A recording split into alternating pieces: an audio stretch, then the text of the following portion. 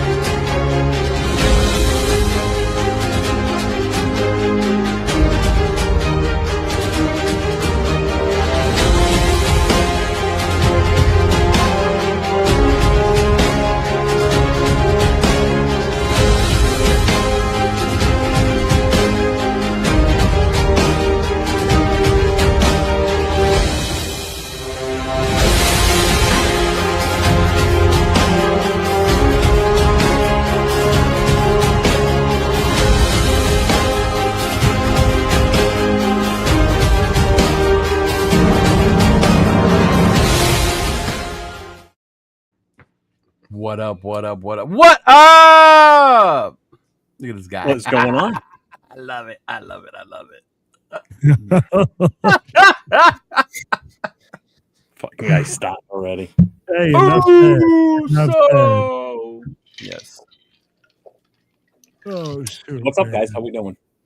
Good. Good. Happy. It's Tuesday. It's not a Sunday. I don't have to get aggravated, get upset. All right, man. We had one day of getting over that ass whooping we took again, and just another day. But hey, we're close, guys. We're close. Yeah. Gotta keep We've time. been close every week. We're almost right there. here. We're almost there. That one. Hey, keep close. cheering We're for us, close. guys. Well, that Keep one, if cheering you're on for that. us. I'm challenging the fans. The fans got to be here. The fans got to be here. I want them to be here for the turnaround. I want them to be here for the turnaround. God. You know, I said it all year. I said it from the beginning, and Hey, man, we only lost by a touchdown. you sound like my uncle. Did you watch the game? He was like, "We only lost by 7." I was like, "This dude didn't watch the game." He did not watch the game. Man, and the hard part is we keep hearing the same thing every week. Like you guys say, oh, we're so close and we want the fans to support us. But even though they know that they have to put out a quality product for the fans to support them. But do they? Because I don't remember being a quality product in Oakland. Well, No. I want to pay homage to the jersey that James has on. So hold on a second. So let's see what Geno Smith has to say about Of course, this. you put that one We on. did our best. That's all Well, I that did matters. my best. We tried. Maybe next year we'll come back and try Maybe again. next year. I'll come back and I'll try it next year. Got you. We tried, right? I tried. We did our best. That's all Well, that I did matters. my best. We tried. Maybe next year we'll come back and try Maybe again. next year. Hey, to his credit though, the man has taken a fucking beating, and he continues to want to be on the field. Why? I don't know. No, you know what? 100%, bro. Yeah, I'm to gonna his tell you credit, what. the man has taken a fucking beating, bro. Yeah, Tell me yeah. like this. Tell me how many guys are going to go out there on a consistent basis and get their ass whooped, and then their fans talk shit to them all game long, and then continuously try to go out there and try to play. Right. You don't find too many guys like that. No, you don't, man. So shout out to James for wearing the Geno Smith jersey. Yeah, God bless you. God. Unbelievable. He's wearing the Mitchell It's Rent so close. edition. You know, Oh my! with the Hey, names on the front. guys, if you guys give us a super chat, he'll get your jersey on right now Right. Before we really get Hey! for $80. For $80 super chat right now, James will wear your jersey naked. If I get a $200 super chat right now, I will chug a bottle of Fireball right fucking now. We have our chugs. Why didn't we ever think about this before, Jeff? He's right there at the end, bro. Oh, man. But yeah, $40 million. That's why. Hey, Mhm. only a $20 Venmo to join this duck race. Who wants Hey, what in? up, Mike? What's going on, brother? Welcome. Welcome to my boy Millennial out there representing the old Oakland days, making sure we never forget and we relive every single one of those memories. Yeah. before we get rolling, I just want to say thanks to everybody. those of you that know, I was on with Jay from Just Raiders Baby Sunday night, and I just wasn't feeling good. I couldn't concentrate, so I ended up had to wake the wife up. Ended up going to the hospital. I was having like the same shit I had before with the heart attack, so like I don't take any chances with that. I already had a heart attack once, don't want it again. So thank you to everybody that reached out to me. I appreciate you all 100%, and thanks again for everybody. I appreciate it. I'm alive. I'm well. I feel a lot better. So my mother even said, she goes, I started watching it. She goes, you look like shit. I'm like, well, thanks, Ma. Yeah, you still went on. What the fuck's wrong with you? No. It was after, like, when the show was already started. She was watching a little bit of it, and she even said, she goes, you didn't look good. I said, no, I just couldn't. I watched it, and I'm just like, I'm like completely out of it. I couldn't pay attention and nothing. I was in so much pain. So, but I'm good. So, thanks, Will.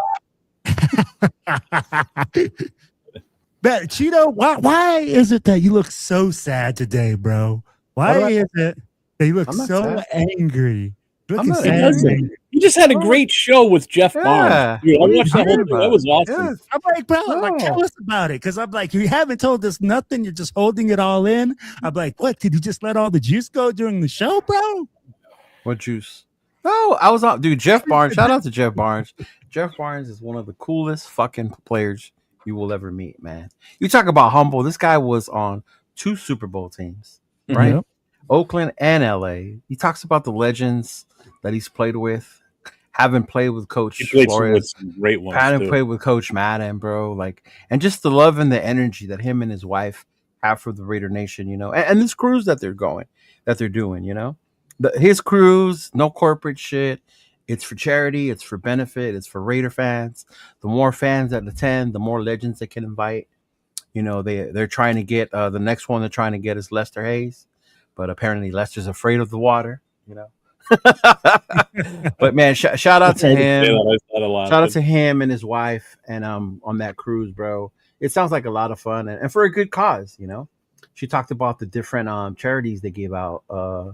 They gave out $15,000 scholarships or something like that in the past, and also to homeless. She hasn't decided which charity she's going to do this year, but man, that's just like great, amazing work from someone as humble and if you've been to events, Elon was just there. And shout out to Jeff. They shouted out Shenanigans. Shout out to our boys TBH Sacramento, Steven, Carmen, their VP, everyone out there, man. Like, Jeff could not stop talking about how much fun he had at Shenanigans, despite the game and the product on the field. You know, just how much fun he had and what an amazing time. And how awesome that group was, bro. How you couldn't stop talking about how awesome TBH Sacramento was and how much fun he had. Yeah. So that's just dope. Man. That's dope, man. I was listening, bro, and I was like, he's talking about how he played with Bo Jackson. Marcus. Well, some people in the chat kept thinking he was Bo. In all honesty, I mean, I know he's not Bo, but the way he was positioned on the camera screen and his face, if you looked quick, he does look like Bo Jackson for a quick glimpse. When he said that, I was like, I could see why they would think. As soon as he said that, I was like, I'm like, yeah, he kind of does real quick. I could see how you could say that, bro. If I was to ever get Bo Jackson, he said James is a bigger troll than me. Than himself. Hey, he could contain himself. I don't think I can contain myself. There's something to be said about being a troll in the chat. I love being a troll on Jeff's show on Fridays. That is my job. That is my mission. Wow. No, it is, right, Jeff? I love it. Yeah. Oh yeah, it's a blast. It's so much fun. I just ignore it. Speaking of trolling, someone's still a little butthurt. I'm only watching it just for the reactions now because it's priceless. I heard about what? You know who I'm talking about. Continuation from his show last week, already back on again this week, saying the same thing about comments, trolls. Oh, is he still? Oh yeah, he's still on it. Oh yeah, bro. We moved on. Yeah, I know we have. Shut up. Is he really? Oh my God, that is funny. That is funny. But hey, let's take a page out of his show, and we're gonna talk about something positive. Hey guys, We had one good drive this week. Let's go. Thanks, Shawshack. One right? good drive. Hey. What up, Marcus? What's going on, man? Yeah. Yeah, and that's the thing, right? Like we were talking, man, to highlight just the good and just say, hey, like that's all we can look at. It's stupid. I'd be like, come on now, man. I mean, like we're not ignorant as fans, and that's why Pete Carroll has come out repeatedly saying, "Oh, you know, we want you guys to support us. We want you guys to be out here." Bro, what the fuck are we supporting? If we keep supporting a bad team, keep supporting and not being critical of you, then we accept mediocrity. And as fans, if we accept mediocrity, who's gonna hold you accountable to the commitment to excellence? Right? Oh. Like you're not holding yourself accountable. No. Just think about it. And I understand looking at the things that were good, but let's be real about it. Like being able to have one drive is like that's pretty sad, you know? The good is how good the young guys look. You look at who's that? Rodgers, how good he looked, you know. Jack Besh in garbage time. Kenny Pickett in garbage time, if it was. But hey, he looked smooth. That throw, that touchdown to Jackson, bro. That was one of the best throws. That was a dot. Like I want to see more of that shit, man. Yeah. Let me ask you guys this. Do you see Kenny Pickett starting? I hope so, but I doubt it. I hope so too. Mm-hmm. But I think the ones that don't want us to win any more games don't want him to start. Right? I don't think it's going to matter. I mean, Philly's defense is just the people that want us to draft Arch Manning out there. Oh, dude, I'm going to ask you guys this: does Gino make it out of the Eagles game alive? I mean, like literally, does he make it out alive? Because their defense is something on a different planet, bro. Who? No, well, I'm more scared of Houston's defense than I am the Eagles, but I get what you're saying. Yeah. Hmm? I mean, like we don't have the guys inside to match up with Jalen Carter. We don't have the guys. He's gonna eat us. Although I am interested in seeing. I want to see how Caleb Rogers does against him if he ends up over his head. I want to see how he does holding him back. I want to see double teams. I don't want to see no one-on-one with Caleb Rogers and no, but I still want to see. I still want to see what he's got against another good defense, because I think he did okay this past weekend against the Broncos. To be honest with you, he had another good game, and he played the whole game. Yeah. So I'm impressed. He didn't give up no pressure, no sacks, no pressures, no nothing. Right. Nothing, bro. He was clean. His game was clean. Right. Yep. I mean, we'll know the full effect tomorrow night, Leo, when we watch 805 show, when he really breaks down the film, because he's going to concentrate on him because he's a rookie.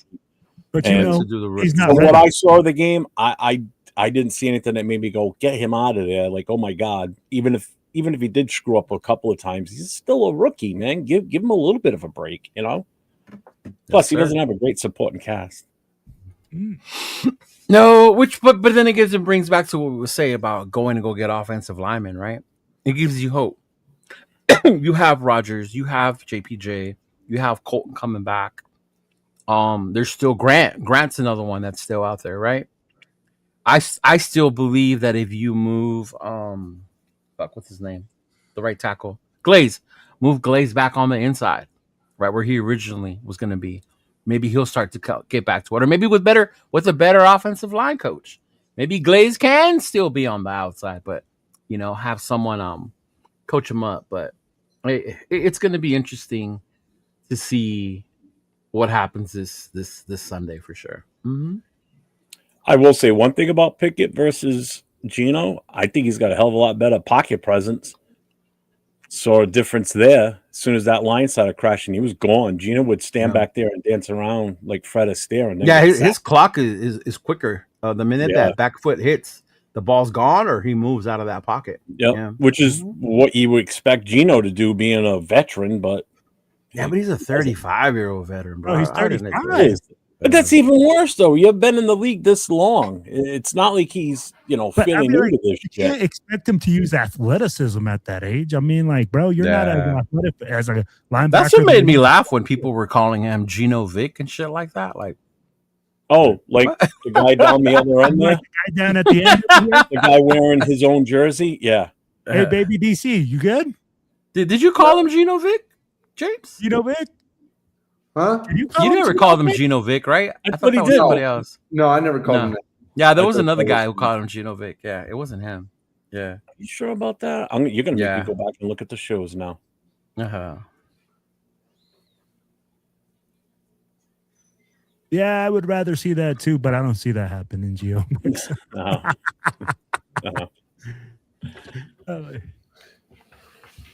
Man. Oh, there you go. Raider Paul called him Gino Vic. I knew it was somebody. Yeah. All right. He said more like Paul, Gino yeah. Flynn. Oh, man. Yeah. That is Big Easy. What's up, Big Easy? What up, Big East? What's going on, man? How you doing? What's up, Gio? Thank you. Shout out to the usuals for always stopping by, man. Appreciate it. Definitely. Mhm. So I got another clip I want to play. You put it in our chat for the Raider Connection. We're gonna play it again tomorrow night too, but I want to play this here because this is the most ridiculous explanation, and I still scratch my head as to why we did what we did. Keep in mind, this is the offense that we're talking about, and this was his response. If anybody missed it, You're talking about Pete and the going for the field goal? yeah, Oh, okay. yeah, this one. I was battling with the official, making a plea for because we saw 8 seconds, 7, which would have given us a chance to kick the field goal, kick an onside kick, and maybe have a second left. And then when it went down to 5 or went down to 3 or whatever they did, and then they put it back to 5 or whatever, then I knew it was going to look stupid. Like you couldn't figure out why we were doing it. So Hey, he admitted it. But one, it was 8. And I was trying to get it to 10. I was talking 10, with the guy trying to get it back up. And I thought I'd had a chance to plea it and plead it, and they might give me a shot. And so that was just competing all it was. But fans couldn't understand. Like you're asking the question, but there was a real clear thought what we were trying to get done there, just to take it down to the very last click. Well, if you know. Okay, so first of all, he has this misconception with this awful offense that if we did get the onside kick back, that he honestly had faith in this offense. Hey, with Kenny Pickett, you never know, Doc. That ain't Gino throwing out there. I'm worried about it's about the guys up front blocking and the receivers getting open. That's the problem. Anybody in the right mind that sees our offense thinks that in his wildest dreams that we would have had a legit shot at a Hail Mary play or a couple plays out of bounds. Even if there were 25 seconds left, he still wouldn't have been able to do anything if we even got the ball back. So it made no sense with that amount of time. Just take the knee and just be done. Get off the field. But then what that he's opens saying. up a whole other question, though. Mm. The whole spread thing and No. I think honestly, with him, it had nothing to do with the spread. I'm not saying when I hear him, it makes sense why, and it's not weird when you believe in this team. He may be delusional, but he believes that they can make plays, or he wants them, or give them the opportunity. Right now, you're being negative, super negative, Nancy, saying there's no way. Even if we had 25 seconds, and I get it, I wouldn't have believed it either, right? I wouldn't, but I also didn't think Kenny Pickett was going to throw the touchdown that he threw. I was like, oh shit, like what the fuck? Like where'd that come from, right? But I get what he was saying when he was arguing with the clock. I honestly, afterwards, I was glad it happened because when you saw the amount of gamblers that were crashing out, right? Especially one in particular who's like famous and lost, like I can't believe how much money he lost or whatever the fuck. Like it made me laugh. Yeah, and I was like, I'm so glad you fucking lost. Like, ha ha. Like, fuck you. Like, yeah. But I mean, I get what he meant, but I also understand what you're saying. Like, there's no faith in this offense. As a fan base, we have no faith. But as a coach, you can't say, well, I didn't do that because I don't believe these guys are going to score. And as I've already said my you still want to give them the opportunity. I've already said my one positive thing for the night. I already talked about Caleb Rogers. Now I can be negative like I always am about this offense. How can you be positive about anything you've seen from this offense all season long? Will, save me here. And this question here, why did the Raiders play good week 1 and we suck now? Because the Patriots weren't ready yet. They hadn't found their groove. No, they hadn't. They hadn't found their groove. And not at all. They weren't even close. Remember, we didn't show anything about what we were going to do all preseason. once everybody saw what we were doing and how we were running it, teams saw the film and were able to point out our weaknesses and how to stop it. The Chargers did it the very next week in the way they played Geno and baiting him to throw those 3 interceptions, you know? And ever since then, it's just been a shithole. Yeah. You know, it's funny too, because today, the first time, and I don't know how long, I watched Good Morning Football. And I watch it mainly because of Angry Runs. It's always on Tuesdays. But they talked about the game last night. And Manti Te'o obviously is on there now. And he was talking about, he was at the game last night, and he said, I was really watching Philly's offense. He goes, and I picked up on something. He goes, I haven't played in years, and I picked up on it right away. He goes, they have 2 sets. Because now, don't forget, it's a different offensive coordinator this year. They have 2 sets they run. And he goes, and you can figure it out like that. Yeah. Now, let's see if the Raiders pick up on this. Oh, come on. You're giving us too much credit. Oh, I know I am. If Saquon lines up behind Jalen Hurts, it's a pass play. If he lines up next to him, it's a run play. He goes almost every single time that they were in either one of those 2 positions, that's what they did. Yeah. And it was all game long, which explains why they kind of seem like they're kind of one-dimensional right now. Because the offense on Philly is not that good. If you watched that game last night with that intent of, really watching it, Philly's offense looks like shit. Yeah. I don't know what's going on with Jalen Hurts, but again, that's because the defense had already figured out what they were doing.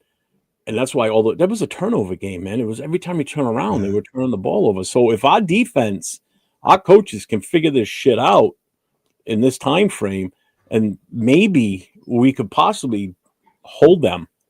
Maybe we can hold them to 14 points on their offense. It's the defense that I'm afraid of scoring on us, to be honest. The funny part is, even if you know what they're doing, and I've said this before, even if the other team knows what you're doing, if you have the dudes, you still have to stop them. Oh, even if we know what's coming, I don't think our team is talented enough, strong enough to stop what's coming. If that makes sense. At least the Chargers, their defense is more formidable. They have more better talented players. Yeah. Let's be honest. The kind of game we're looking at, it's going to be a get-right game for them. And unfortunately, we are the unlucky ducklings circled next on the schedule that they need to run through to boost their confidence. That's just going to be what's going to be. I will be willing to go on a limb and say we are probably going to get smacked with a 40 burger on Sunday. Nah, I don't see them scoring 40 unless Saquon goes for like 200. I'm going to go on a limb right now, and I'm going to say the score versus the Eagles is going to be 45-10. Damn. That's how bad I think we're going to be. Well, you're not going to give him the "don't be negative" speech like you gave me. No, that's James. He's being realistic. It's too remember, I told you James wasn't here last week, but I gave James his kudos and his flowers last week. Yeah, you did. Well, really, what did I miss? You have to watch. You're gonna have to watch last week. I ain't saying it again. You gotta watch the show. He played the role of James pretty damn good last week.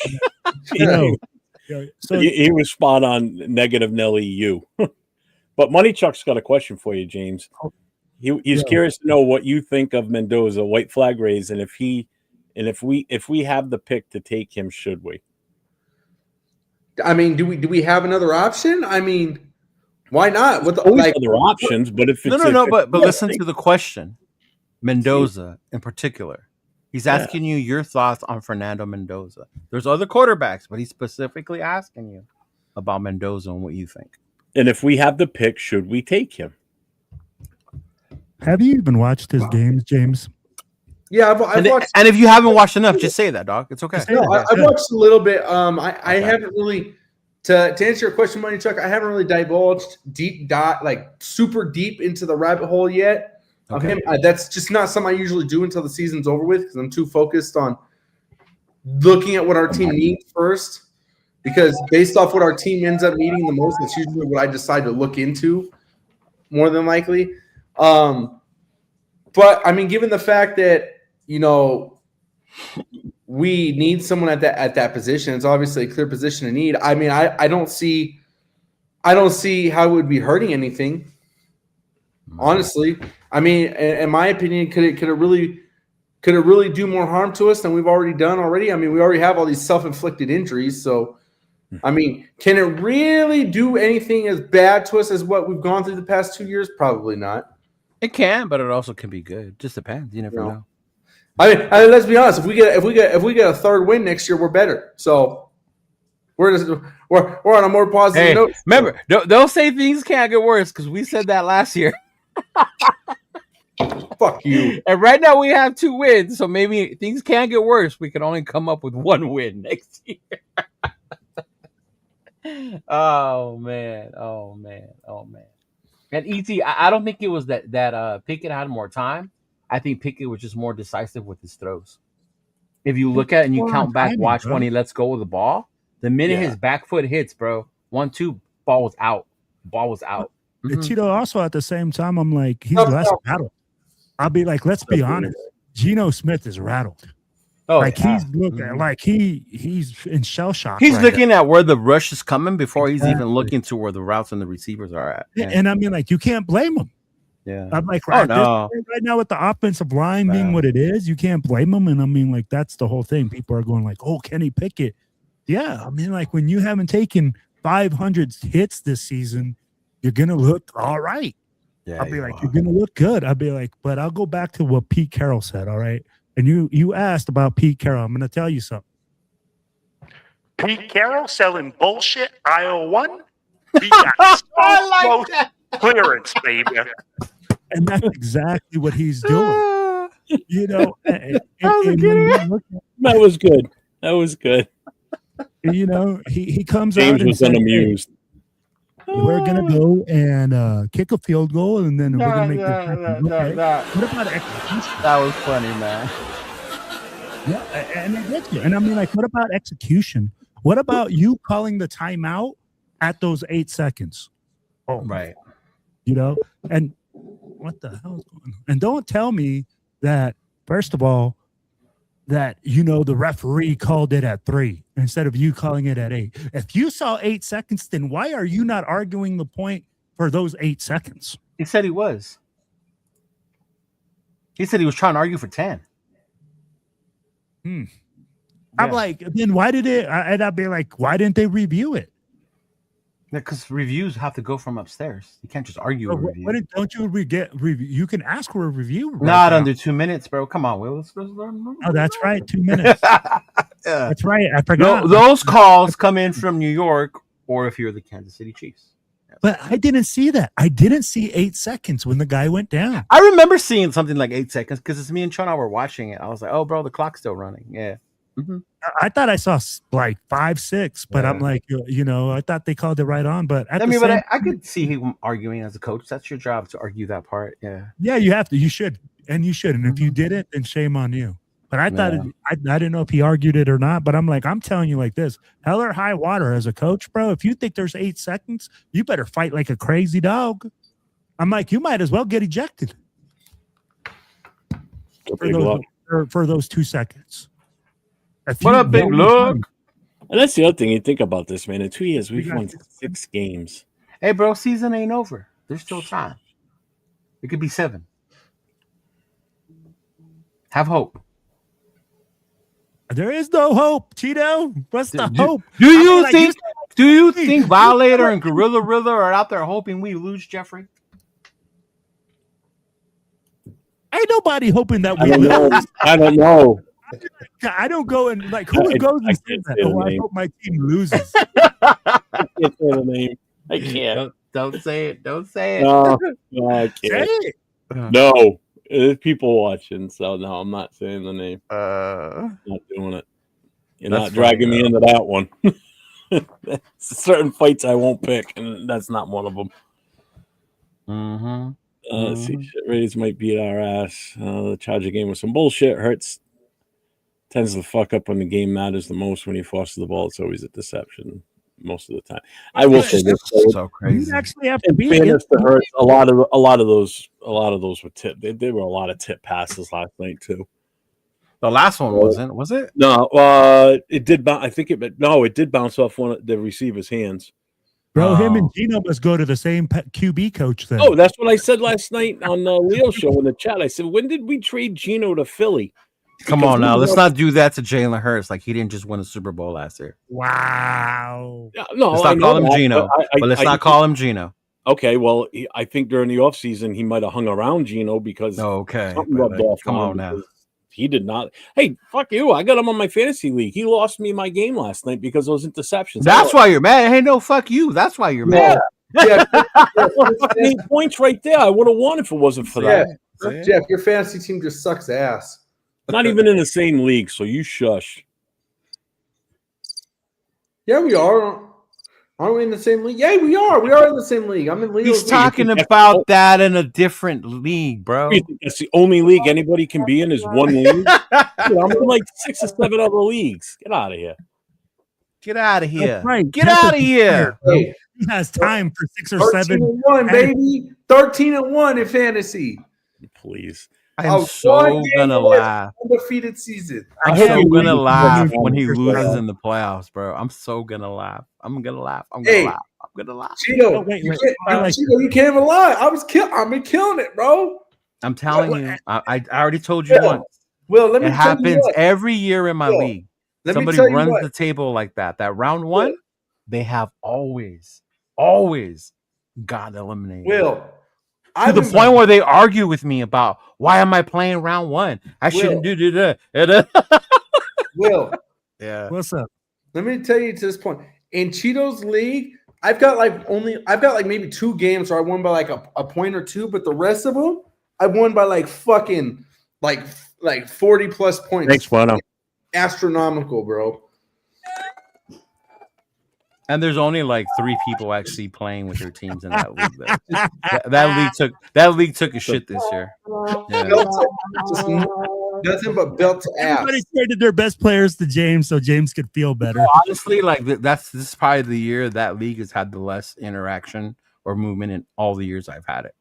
Oh, really? Mm-hmm. Yeah, Shit, my team fucking auto drafted because I was on a live show with fucking Lunatic. I couldn't even pay attention to the draft. Well, whose fault was that? Oh, I remember. Hey, I remember being in that game. I remember them telling All I me. know is the goddamn thing drafted me Jaden Daniels in the first round. I was like, "You fucking kidding me?" Well, don't blame no one. You're the one who decided to go on the show when they had a draft. But Loon and I were going longer than we so thought. Whose fault is that? Yours. Accountability. See? Accountability. That's right. One of the leagues I'm in. He's just like Pete Carroll. He's just like Pete Carroll. No accountability. One of the leagues I'm in, they didn't pay attention to the schedule. They started the playoffs this past week. So look who was on a bye last week. The Giants, the 49ers. So like there goes Tracy, a running back. There goes McCaffrey. There goes a bunch of fucking good players that they couldn't play. So whoever's got them, they lost. They got screwed. Tito doesn't have car insurance? Absolutely not, man. What happened? He said, Elon said, freaking, Tino definitely doesn't have car insurance. Hey, car insurance fucking expired in Washington, remember? Ooh, hey. So I'm going to tell you like this. Now people are going to be talking Jaden Daniels, you know. Hey, now people are saying Jaden Daniels is injury prone.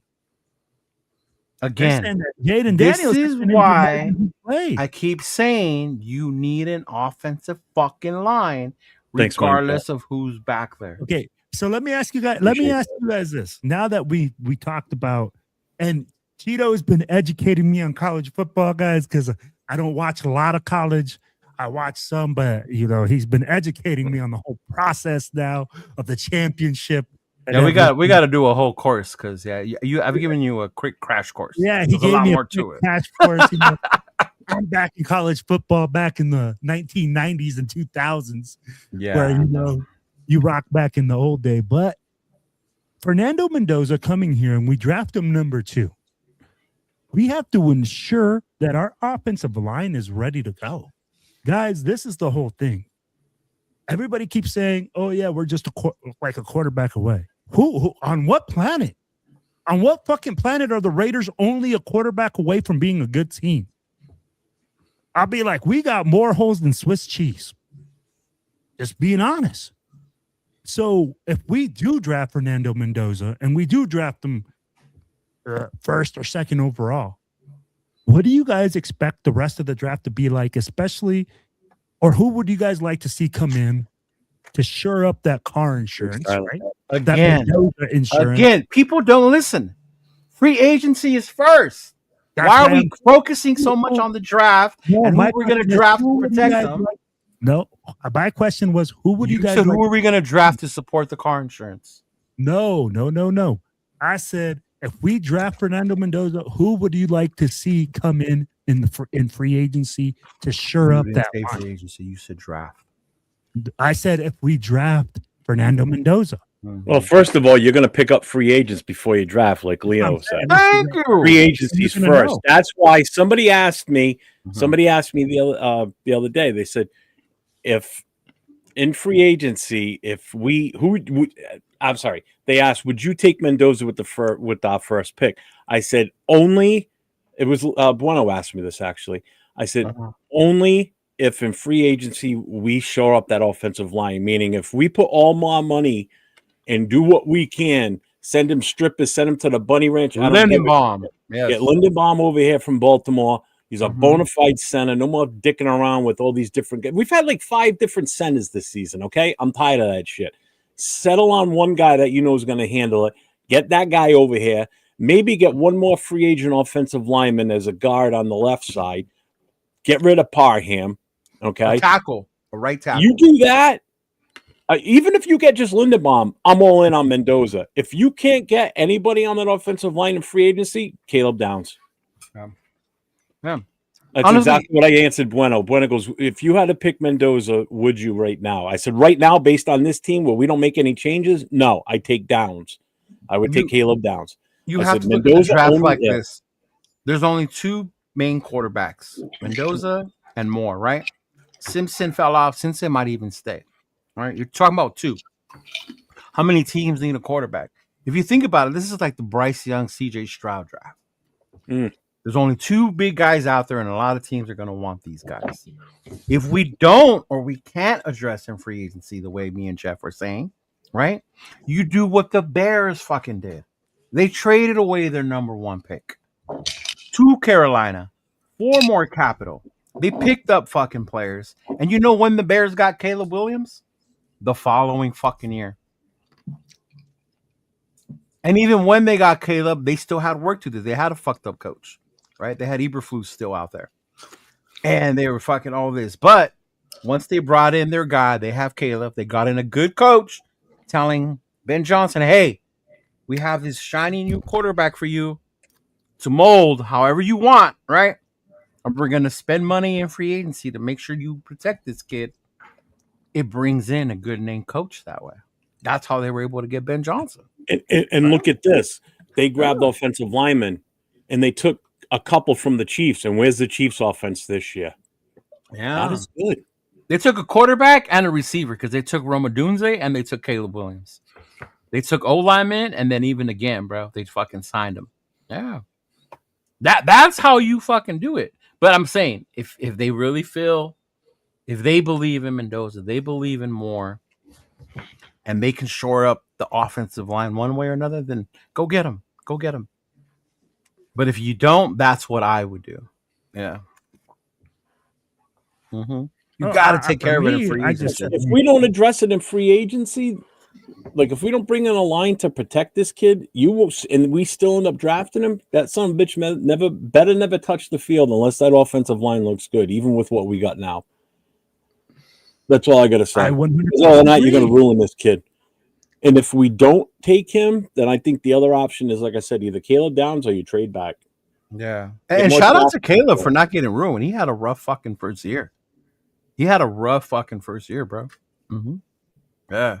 The only thing that bothers me, that's where we might not, like, even if we do solidify the front line and the draft comes, the Giants don't need a quarterback. I can see maybe the Jets moving up. And if the Jets move up, that's who they're going to take. And that would be perfect for us because they have capital.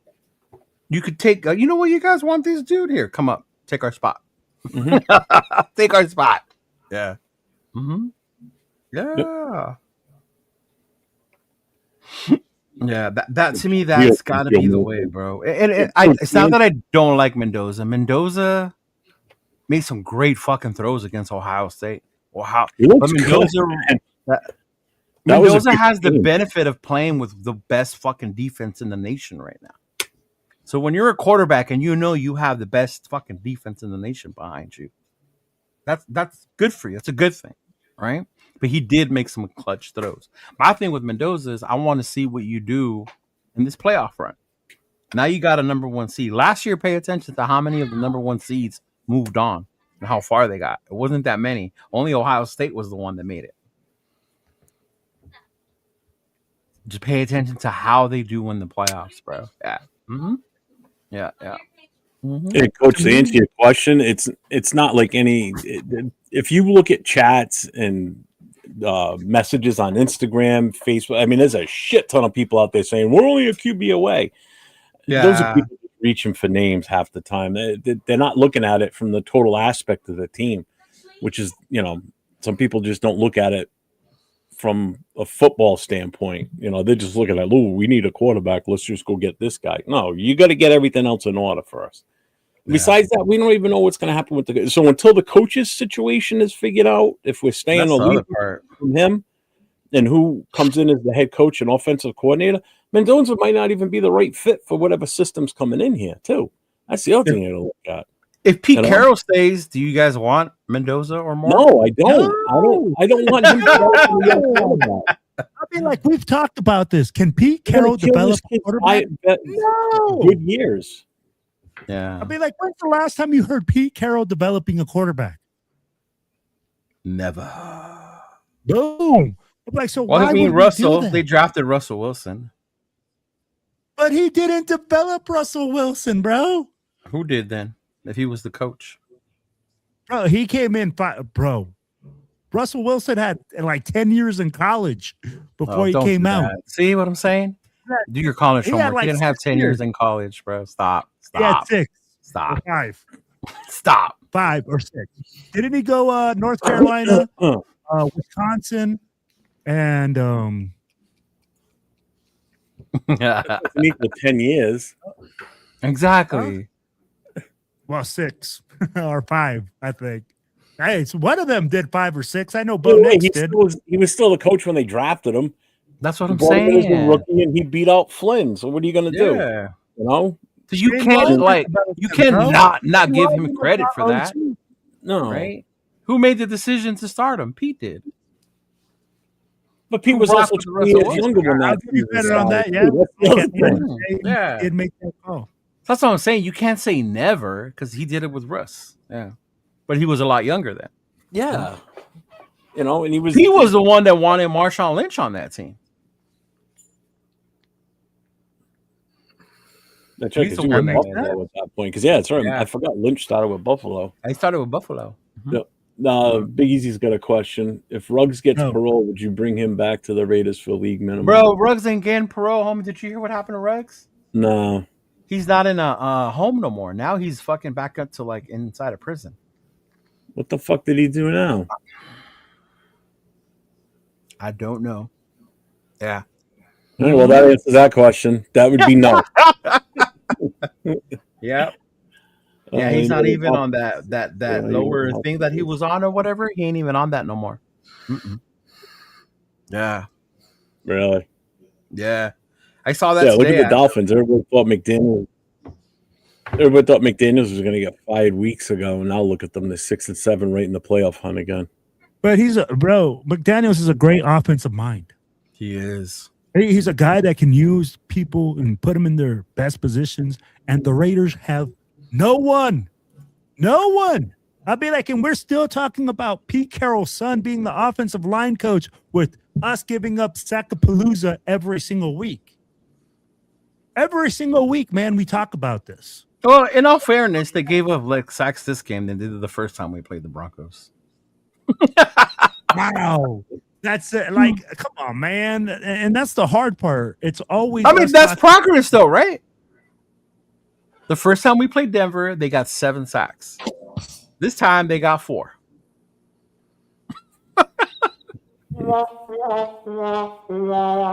Right? Well, 4 sacks. I mean, like, that's 1 sack a quarter still, though. I mean, like, and that's where I'm like, this is getting insane. And then Pete coming out and saying Caleb Rogers isn't ready, but yet he's our best offensive lineman. Will, you want them to build this amazing offensive line? You keep calling them Swiss cheese, but you don't have the fucking players to do it. Not on the current roster. I don't I'm give gonna a ask you fuck if Lombardi, whoever came out right now, and you assigned them to coach these knuckleheads to block. You really think they're going to play a game where they don't give up a sack? But not 6. That's not what I asked you. 1 sack? 1 sack? No. But like, it's hard to say one team give up. So no that's sacks why I and- said the fact that they only gave up 4, as hard as the pill as it is to swallow, with the addition of Rodgers, shows that they are making some improvements. You're But starting to sound like to be fair, too. To be fair, some of the sacks were on the quarterback too. That's the other thing. Right, but look at what happened once Pickett got in. Once Like I Pickett got said, in, the ball got out there a lot faster, got out of his hands a lot faster. No, you guys are right, and the ball was coming out faster. And we Thanks, talked Dub. about I it. appreciate you, man. Thank you. You know what? We could sit up here every week and cry about Brandon Carroll and cry about Geno, but We none do. of that's gonna change. No, you don't- do. You do. Hey, what else is there to complain? Like, what else are we looking at? Yeah, Will's calling Wilson a double, triple OG college senior. I know, right? 10 years in college. Hey, super senior, whatever you want to call it. And you got to remember, back then they did that because there was no NIL. Or you could raise your draft stock, stuff like that. Yes. So back Yeah. then you had players stay 4 or 5 years, shit like that. Now, fuck, it's different now. Yeah. Shoot, And then might you as had the well COVID just- year, that are added you years kidding of me? eligibility. With the NIL, you might as well stay in college and make money. Mm-hmm. Colton Miller's he's not even playing right now. What do you mean, and Colton Miller? Where's this? Mm-hmm. What are you talking about? Have an O-line in place in Chicago. Oh, Did New England have an O-line in place before getting a QB? And how many teams? No. They didn't have New England didn't have a coach either. Yeah, that's the other thing. They had a shitty. They didn't have a outfit. coach either. Yeah. Mm-hmm.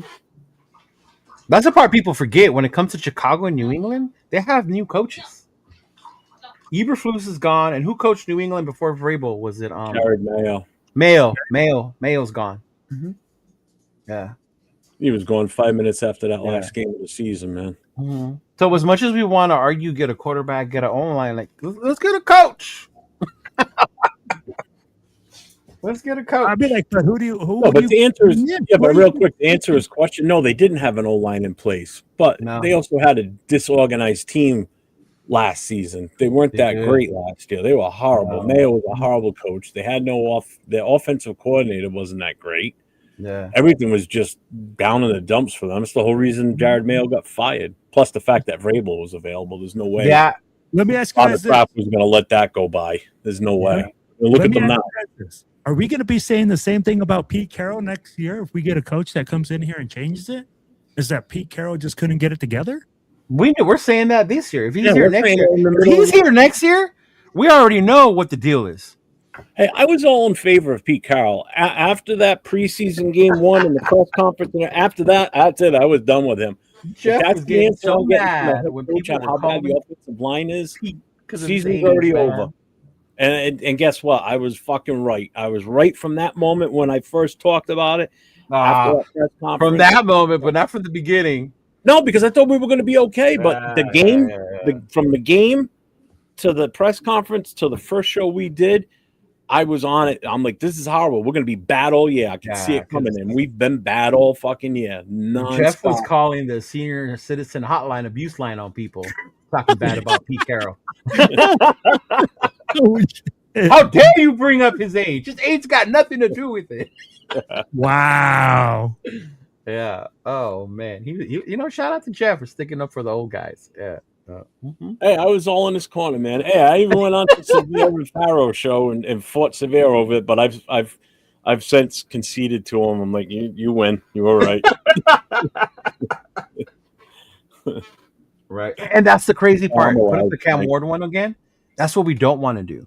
Yeah. If you look at what Tennessee did, they took Cam Ward because he was the best quarterback out there. But they weren't ready for Cam Ward, if that makes sense. They don't even know how to build around Cam Ward at this point. They don't. Hey, Chris, we got a guy you can hook up with if you do become a Niners fan. What's that guy's name that left? Oh, Pinoy? Yeah, that's it. Yeah. Let's Chris see. 408. Nah, Chris, that you, bro. Tell me that ain't you, Chris. Tell me that ain't you. Chris I'm just 408. saying.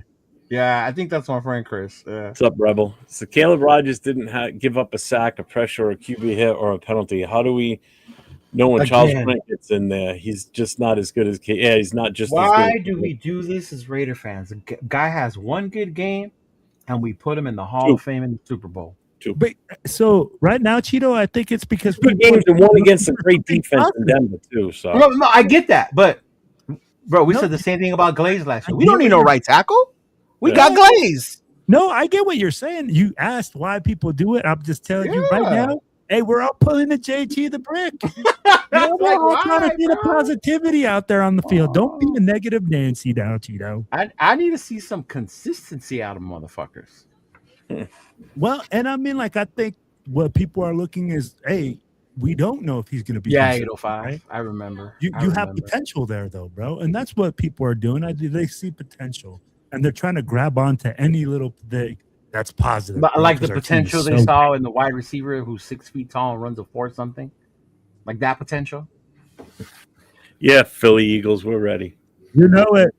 You know it, bro. I mean, like at the end They're of the freezing my day, ass off. right too. now, you know, if it's like Geno Smith was going to be the savior when he came in, he was going to go throw for over 300 yards a game Right. and throw 3 touchdowns a game and save the season for the Raiders. Mm-hmm. You know, Gio's not Where are wrong we either. at now? They 14 did. They did. Fourteen Bears in and the Patriots coach of free won the agency. coaching. Yes. Right there. Yep. This right there, Gio. Yep. Comment of the motherfucking day. Yes. And you know what? And especially with New England, Robert Kraft knows enough when to stay out of the picture and let his GM and his coach do his thing.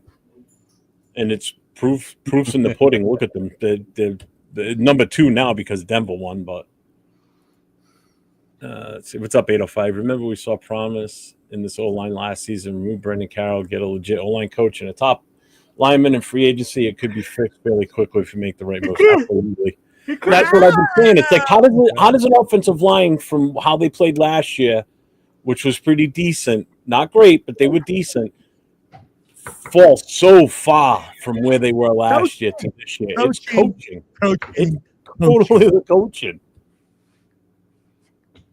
Oh man, look at that. That sounds like Cheeto just got a dirty picture or something right now. Oh my God, MC Raider just sent me the nastiest shit. Because he knows how much I like wrestling. Oh my God. Shout out to my boy MC Raider. Mario, hope you're doing good, bro. Hope to see you back on here soon, quick dog. Prayers to you and your family, big dog. Mm-hmm. Right? No one's not giving him credit, dog. I'm just saying, like, we need to chill. It's not like we solved the problem yet either. Like, it's good that you have him. Cool. You have something to build on. So here's my thing. So if we have a better offensive line coach, does that mean that Caleb Rogers is way better than we really thought he was? Because he's been good so far in the 1.5 games he's played with a shitty offensive line coach. So with a really good offensive line coach, he should be even better. I love Slim Ripping's comment to the whole we had a better O-line last year. And because the line was so good last year, that's why we won a whole lot of games. Yeah. Right? No, we had a good O-line, but we had shitty running game. Fucking Oh my horrible. God. Oh man. What was it? A 2.3 per average run? Last year with Zeus? Yeah, or 2.4. It was something It was something ridiculous. like that. It was horrible. Horrible. It ain't much higher this year. What is it at now? 3? Maybe 3, just above 3. Let me ask you guys this. We just keep repeating that we're so bad. I feel like and everybody knows it. Are we at the bottom of the barrel now, guys? Is Bro, this we're the the bottom? third. What? There's no question about it. Who's I'll be worse like, than us? I'm just saying, can this thing go deeper further? It can. We could come back next year and win 0 games or 1 game. So you're saying that you just no. I'll be like, Cheeto, that's why I'm saying. I'm like, is this the bottom of the barrel? You think this Look, is rock bottom for I the Raiders? want to just highlight something. We've even now seen the Titans score over 20 points in a game. We have not scored nearly close to the amount of points the Titans even scored this last weekend all season. Well, that whole sentence was Just confusing. that being said, our inability to score, it doesn't matter how many stops we get, we still can't score. Doesn't matter what great the defense plays, we can't. I've seen us force a couple turnovers. I've seen a couple interceptions in weeks past that we've gotten. I've seen a couple forced fumbles. More importantly, we saw a lot of turnovers in that game. That first game we lost against Denver on Thursday night, that Thursday night football game. That was a very winnable game for us. I mean, it doesn't even matter. Like, it's to the point where it's like, it doesn't even matter how close we are in the score. We're still so far away from a victory. Yeah. Well, are you done? That's why we kicked the field goal. It's like I'm lost. It's like you got your buddy who's like your neighbor next door, but he's never allowed to come outside and play. That's what it feels like. We're just stuck up there in our room playing Xbox. We're not allowed to come out because we can't accomplish anything. It's crazy. You know what I mean? Right. Well, this generation ain't coming outside for nothing anyway. They're staying in and playing Xbox regardless. My generation's not. Relax, Battleship. Hold on, Jeff. Game Hold on, 2. Jeff. I'll this be happy to let generation? there's tons of my generation that's willing to come out to get drunk and smoke weed. Okay, so you go ahead and correct your statement. So doing bad things. Okay. Calm down, Easy E. Calm down. Hey, that's No. Why is Jeff making fun of the younger generation gaming? Where before he started doing this shit with us, ask him what game he used to play online all the time. I don't want to hear about it when. Hey, I don't want to hear it from Jeff. When Jeff goes like, "Hey, I got to get on Call of Duty for guys. They're waiting for me." Jeff Him, Nate, and Chewy were trying to start like a whole gaming channel crew thing. I don't doubt it, bro. Yeah. Like Jeff was like, "Hey, I gotta go, guys. I got Call of Duty waiting for me." Jeff is the kind of guy that on the weekend is. What do you think I do when I get off this damn show? My guys are waiting so I can go shoot some people in the face. Told you. Talking about your generation just plays the game. Relax, old man. You're part of that too. Jeff is the kind of guy that sits in his boxers at 2 a.m. playing Texas Hold'em video poker on his I don't know how lap. to play Texas Hold'em, so I ain't playing that shit. Oh shoot, man. At least I'm not in my closet counting all the shoes and socks and jerseys and shit that I don't wear. What does that have to do with anything? I have no idea. Just brought it up. For what? Fucking GQ over there. Look at him. You can't At least wear it backwards. At least I got collectibles that last a lifetime. Lifetime memories. Dude, I got shit over here that's so fucking old. It's older than all three you put together. Yeah, we can start with your beard. Well, yeah, that's true. It ain't my fault you can't grow a fucking facial hair. Patches. What? You catch those fades. Chiefs Kingdom said you catch those fades. No, Chiefs Kingdom, what I saw is you catching the fade. And I saw Travis Kelce freaking throwing some freaking butterfingers, freaking handing the ball over so you guys can get picked out of the playoffs, you fucktard. Fuck you guys right next to us, eh? Well, let me ask you this. Money Chuck asked the question, do you think the problem with the offensive line is because we moved JPJ out of... No, bro, it's the more coaching. than that. They never developed them. coaching. They never knew who to place It's where. coaching. They never had an understanding on who to use where, who to use where. 100%. Yeah, Thank bro. you, It Tito. was a shit show from me and you were on here when Pete announced, when they asked him how long do you expect to take before you figure out your 5, and how mad were me and you when he said as long as it takes, right? Pissed. And even Lincoln Kennedy was like, bro, you gotta have your 5 by now. you at least got to have your 5. I'm going to If you tell don't you, have your 5 by preseason game 1, okay, I get it. You're still kind of Yeah. feeling out the first game time action. All right. No, But- this was preseason game 3, right? That's what I mean. Yeah. That's what I mean. By game 3, I'm gonna tell you guys like three this. preseason games. By the end of game 3, you better know who your 5 are going into week 1. And week 1 came, and they still didn't have a fucking clue. They were still moving guys around. So How does Glaze not know how to play right tackle anymore? it's not that he doesn't know how to play right tackle, man. And here's the thing. You guys asked, right? I'm going to need you to we come all up with know your own what's happening. catchphrase. That's 805's catchphrase. What? Here's the thing. here's the thing. What's it say? He says it like every 10 seconds. I'm like, Here's the thing. Yes. I'll be like, Copyright his ass, 805. Yeah, right? Trademark those words, man. Hey, when we look at it, There you go. Okay. last year this team was improving at the Thanks, end. Duncan. Their Appreciate offensive you, line brother. was getting better. Everything was improving. There's one common denominator.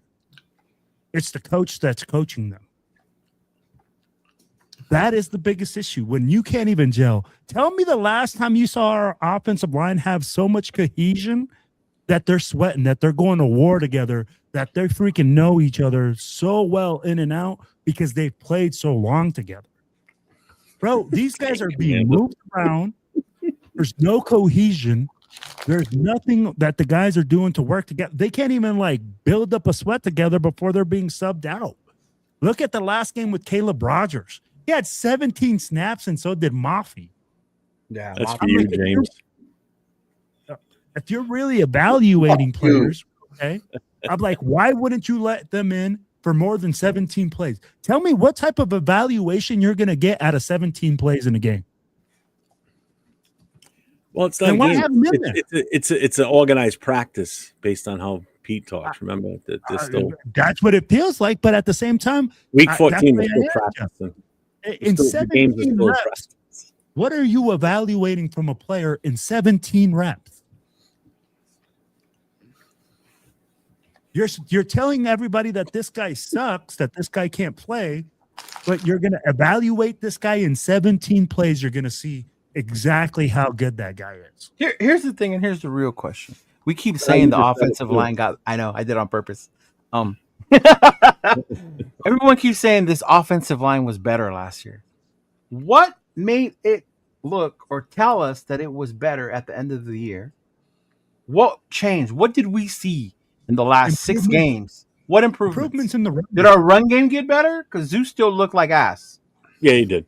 and so did McCormick. So No, what looked better? it was Philbin taking over the offensive line as the offensive line coach, and I believe they changed the scheme too. Okay, but what looked better? What showed on the field that hey, these guys look better? And don't give me no PFF rating bullshit. Well, it wasn't like you said. It wasn't what the hell's his name, Zamir.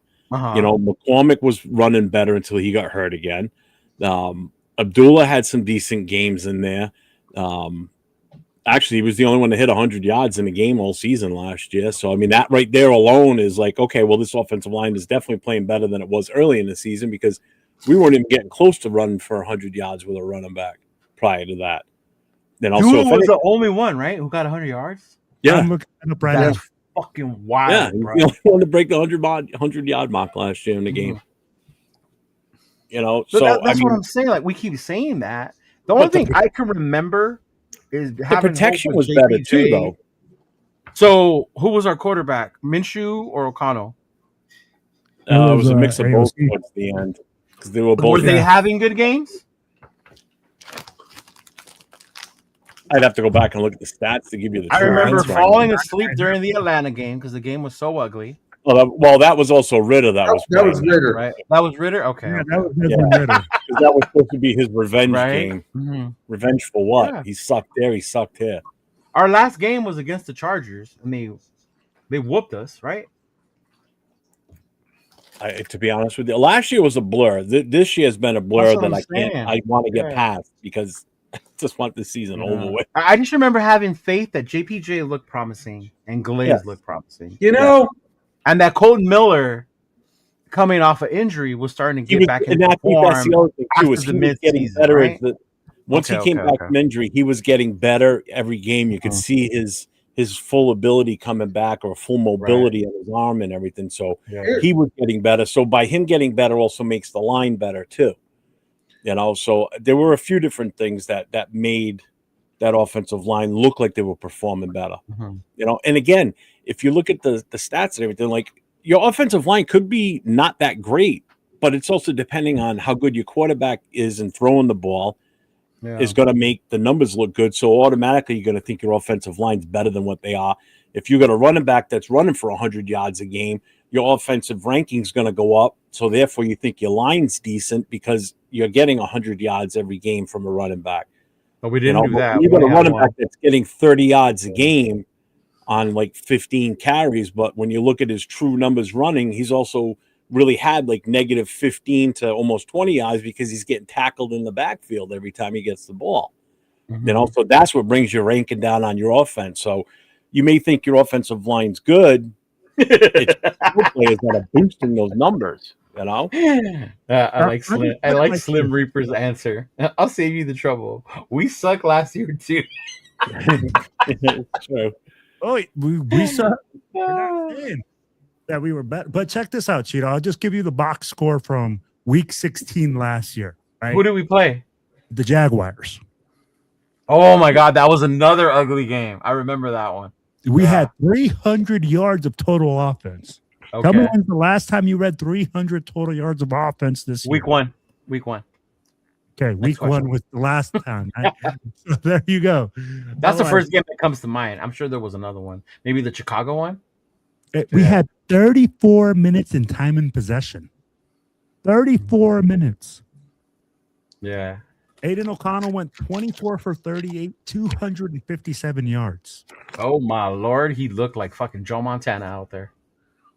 Like rushing, we went, I think we got 70 yards. Which was good considering how we were rushing the ball last year. Should I take 70 yards a game now? That's what I'm saying. And here's the thing, right? Like we said, you saw some things, and I mean, like at the end of the day, people are right. We're a bad fucking team, and I Parham was on there last year. I remember Parham was on there. Yep.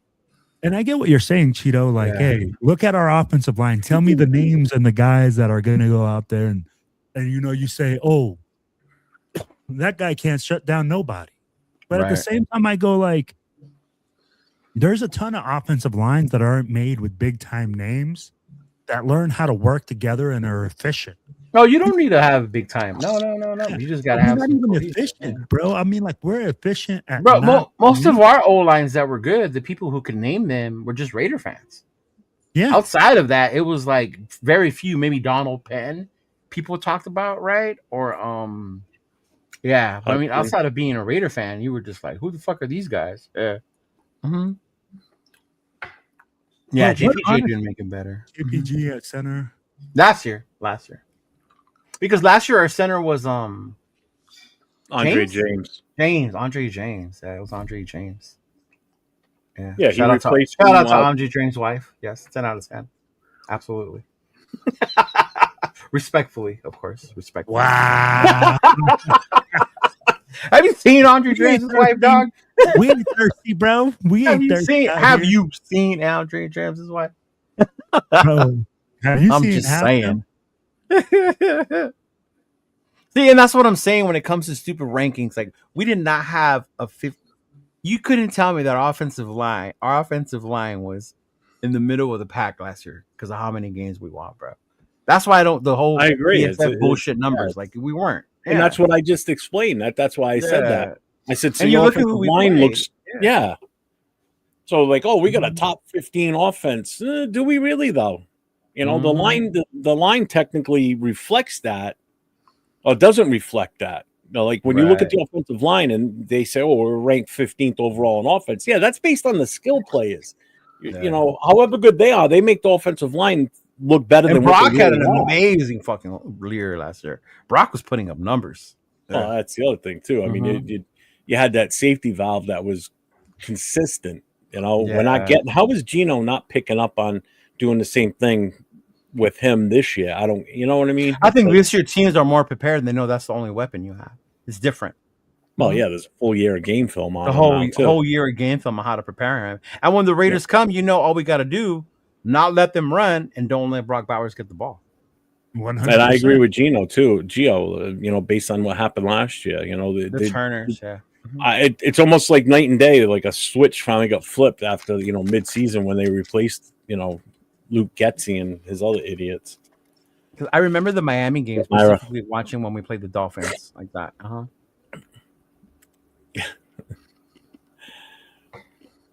What day are you going to be there, Meyer? I'll be there Friday by hopefully noontime. Hab's not ready for you, girl. Hab's not ready for you? Oh, man. Myra's about to go get Jalen Hurts. Hey, you know what, Myra? Go find you Jalen Hurts. You keep him in the room all night, girl. Don't let him come to the field on Sunday.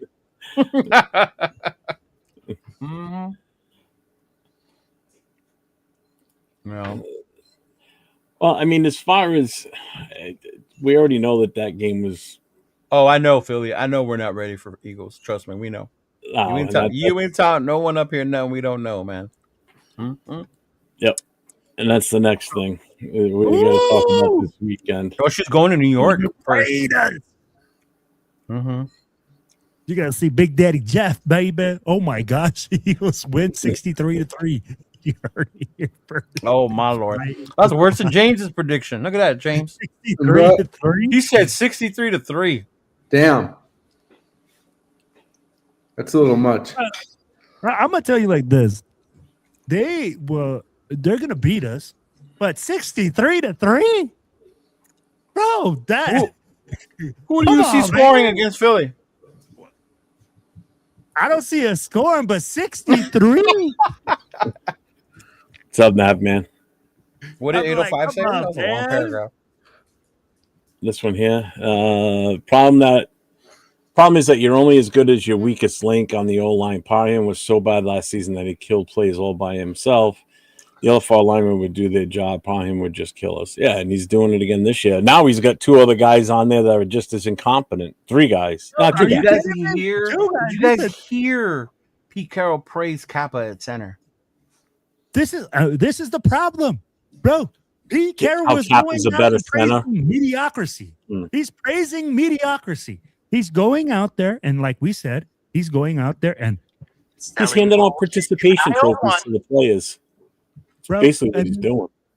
And you're sitting there making excuses for this, guys. You're sitting there making excuses for Gino. You're sitting there making and highlighting all the things they do right. How about you highlight the things they do wrong? How about you hold some accountability and say, hey, we sucked.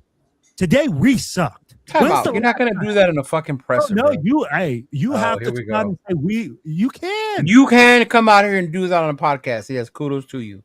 But if you were the fucking head coach, you cannot go out there and tell your players. I showed you film of Campbell coming out and doing it. Oh, you can say it to your players in the locker room. I don't see why. Thank you. That's what I'm saying. You can say it to the players in the locker room. But Wilfredo wants Pete Carroll to go up there and say, "No, this guy's fucking garbage. This dude's doing that." Like, come on, man. You can say, "Hey, we played like garbage." You can say we played like garbage. Yeah. Tell me the Lions coach hasn't done it. I didn't say that, but I'm saying what you're saying is you want him up there to hold people accountable in the press conference. You don't need to go out there and point people out in the presser. No. You do that in the locker room. What I'm saying is you can say we played like trash. We played like trash. He does it in his way. He says we need to do better. That's his way of saying it. When AP said we're playing like trash, he got fucking hammered for it. He did. Quiet. Crickets, how motherfuckers? Crickets. No, you're right. He did get hammered for it. People. All right, then. That's what I'm saying. Don't go out there and say that's what the coach is supposed to do. No, because when a coach does that, they fucking hammer him for doing it. Hey, you're right. And that's part of the gig. It is. When you take the coaches up and look what it costs him his fucking job. What? The Lions coach is still coaching with the Lions. I'm not talking about him, bro. That's your one thing. You're like that one guy who has that one play, and that's your one little pick on the unicorn. What coach are you talking about? AP's not here, not because he criticized the team. No, but I'm saying, though, he got shit for it, for doing it, for doing what you want to do. No, I'm not saying he didn't, but I'm saying you can do. You're saying he's not here because of that, though. That's part of it. He didn't get along with the fucking GM or whatever the fuck, right? Or the OC. I don't know about AP and not getting along with the OC. I just know that Luke gets. Don't play the JT card, bro. No. I never said anything about AP. He and definitely Luke did not get along with Luke Getzy. Everybody knows that. Thank you, James. Thank you for not fucking taking the JT route. Hey, just real quick, shout out to Dixon Slater with the $1.99 super chat. Gino, top 2 draft pick Gino season. You know why? I appreciate you. You know how he didn't get along with Luke Getzy? How? Because he wouldn't have hired Marvin Lewis if he did. Mm-hmm. That's the whole reason Marvin Lewis was on the staff, because he didn't get along with half the staff. I do agree with this, because AOC does get rid of the ball a lot faster. Might not be. Oh my God! Here we go. What, you really think he doesn't get rid of it faster than Gino, right? Or you just watching? I didn't say that, douchebag. All I said is I agree with that statement. Dude, you sit over there like a mute for half the show doing nothing. You're over there clipping your nails. It's disgusting doing that here. But if we're going to talk about quick release, why are we not talking about Kenny Pickett? Because he's got small hands. Small hands has nothing to do with quick release. But I'm just saying, I'm like, if you're going to talk about getting rid of the ball quickly, Kenny Pickett did a great job this game. I don't want to hear that shit, because I just said that like 2 weeks ago, and you guys fucking laughed at me. Kenny Pickett hadn't played 2 weeks. When did you say that? Oh, no. Was he even on the show 2 weeks ago? When Kenny Pickett came into that other game, when he came into the fucking that was it the Broncos game where Gino Will made fun of you because Pickett came in and his first play was he fumbled the ball. No. I was saying he had to sit on the ball, and Will was like, yeah, went to the floor. Inside your car, can we help? Can I get your keys so we can open the trunk? Inside my car? Yeah. You How did a cat get in my car? Yeah.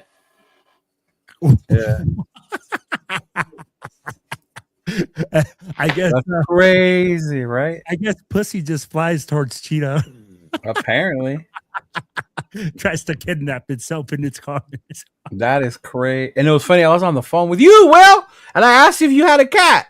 Hey, man. Oh, is that what you had as a cat? Apparently, yeah. Hey, you live in the Inland Empire, right, Cheeto? Yes, I do. You gotta make sure that fucking cat ain't got fucking meth in him, bro. I don't live in that part of the IE.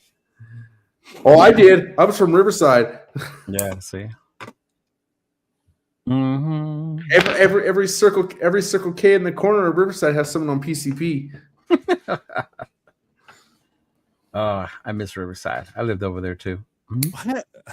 I'd be like, we are constantly talking. I just see Alex Kappa pop up on the chat thing like consistently. Oh yeah, and PK was notoriously bad with Alex Kappa, wide receiver 1. No, that's Sweet Feet Mumford, man. Get it right. Hey, you heard it here, James. James always gets receiver 1 ready. Who knows? We might even throw a fucking lineman pass at the goal line to receiver 1. Center pass. That's Leo, by the way. Donuts. That's Chidolinus. That's Leo in the red shirt. What happened? What I say? What I do? He said right here. He says the guy in the red shirt spits facts. Thank you, sir. Bills never won yet. I've seen them lose all 4 Super Bowls. Yeah, I remember that. It was pretty good for a few years with a mixture of plays like Donald Cunningham, Gabe Jackson, Rodney Hudson. That was the other name I couldn't remember. Rodney Hudson earlier. God damn it, James. Thank you. That offensive line. Tell me how many guys. One of them is in the Hall of Fame. Kelechi Osemele was like, I think Rodney Hudson. Who's in the Hall of Fame out of that group? I thought Rodney Hudson was. Bro, no. Is he not eligible yet? The most recent player that's played in the NFL for us that's in the Hall of Fame is Woodson. Eric Allen. That's my bad then. I thought Rodney Hudson was eligible. That recently played for us. Eric Allen years ago. Yeah, that's true. Yeah. Mm-hmm. All those guys, 2 Pro Bowlers, 3 Pro Bowlers. Alice, damn, Sleep Reaper. I know where you be hanging out. 805. You hear Pete's interview? No, I didn't hear it, but I know he did interview him. He said it was going to be released later today. He blamed Yeah, you everything had a on. pizza interview today. He blamed almost everything on the defense and missed tackles. Never No said anything negative of or the That's passing game. so bad. No He is. accountability. Yeah, I'm telling you, when Gino was walking into the tunnel, if you watch the game, James, the camera cut to Pete Carroll. Pete Carroll looked like he just lost his best friend. His facial expression looked so sad that Gino was walking off the field. Like, it looked like he was ready to cry. I was like, "What the fuck?" I said, Hey, "Look, man, that's his guy. That's his guy. That's his guy. Yeah. To a fault. That's his guy. But why? Gruden did the same thing with Carr. That was his dude. But did he? That blame was everything his on the fucking defense? dude. Right? Did he what? Did he blame everything on the defense? Well, I didn't see the interviews. I don't know. But I mean, the defense was fucking horrible. I mean, can I just address one thing? I know everybody keeps in. Money Chuck's been JPJ for the last 30 minutes. The role of Jack Kenna will today be played by Money Chuck, who is here every day when it comes to JPJ. Go ahead, Doc. You can remember too, though. I mean, comparing JPJ when he was in this year versus last year, you're talking two different offensive coordinators. Actually, in all honesty, he had three different offensive coordinators in his career here now.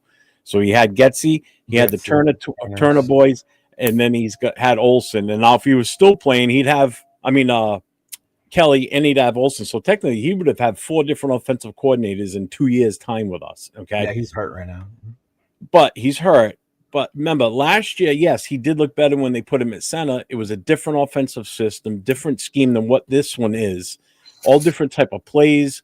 Kelly's a little bit more of a. I don't want to say He's a zone read guy. He's a zone. He's not a power. Yeah. So I mean, comparing the two, I mean, the big thing is, from what I understand, is he was having a hard time understanding.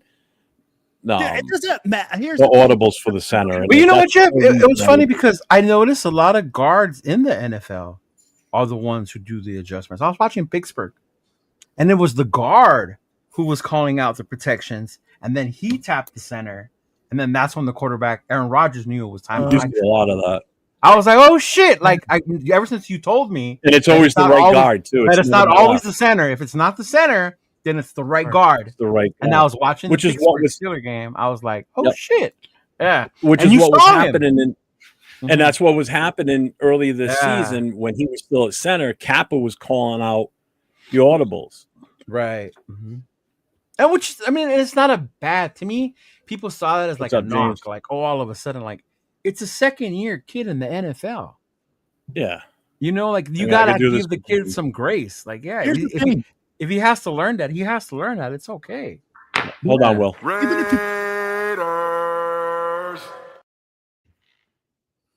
Even if he was to play center, it wouldn't change anything. Can we stop this whole nonsense that him playing center is going to make our offensive line that much better? I wouldn't say that makes it better, but it gives it to, what's that word you were saying earlier? Some cohesionness? It gives it continuity and Cohesive. I get what There you're you go. saying. Continuity. But when you're talking about our offensive line this year, our Right. left guard would still get blown up. Our right guard would still get blown up. Our right tackle would still get blown up. So if you're securing 2 out of the 3 spots, Buffalo Bills. Good luck with that. does it really change anything? And tell me like this. Tell me that you feel that we have guys anywhere on our offensive line that could fill those other spots and be successful. You just heard Rodgers is going to be in the Hall of Fame one day because he had 2 good games. So we got one guy. Golly. That's just some shit right there. I mean, Right. like, and that's the thing where people go like, hey, great, he had one great game. See, but you can't even think of it that way because it starts from when they started.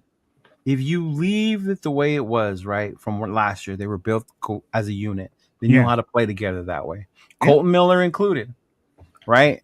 When Colton was there, you could see the difference. Once Colton got hurt, this line got way worse, a lot worse. Well, yeah. And then you talk about all the shuffling that they even did with Jackson, with Meredith, with 805's boy Putnam, right? Will Putnam. With that fucking dude. Foresight, you put it Foresight. But to Foresight's credit, Mumford. right? Mumford. Well, that was last year, but That was last year. But I mean, the I didn't want to say shuffling, Mumford. the shuffling, I think, is what frustrated people so much.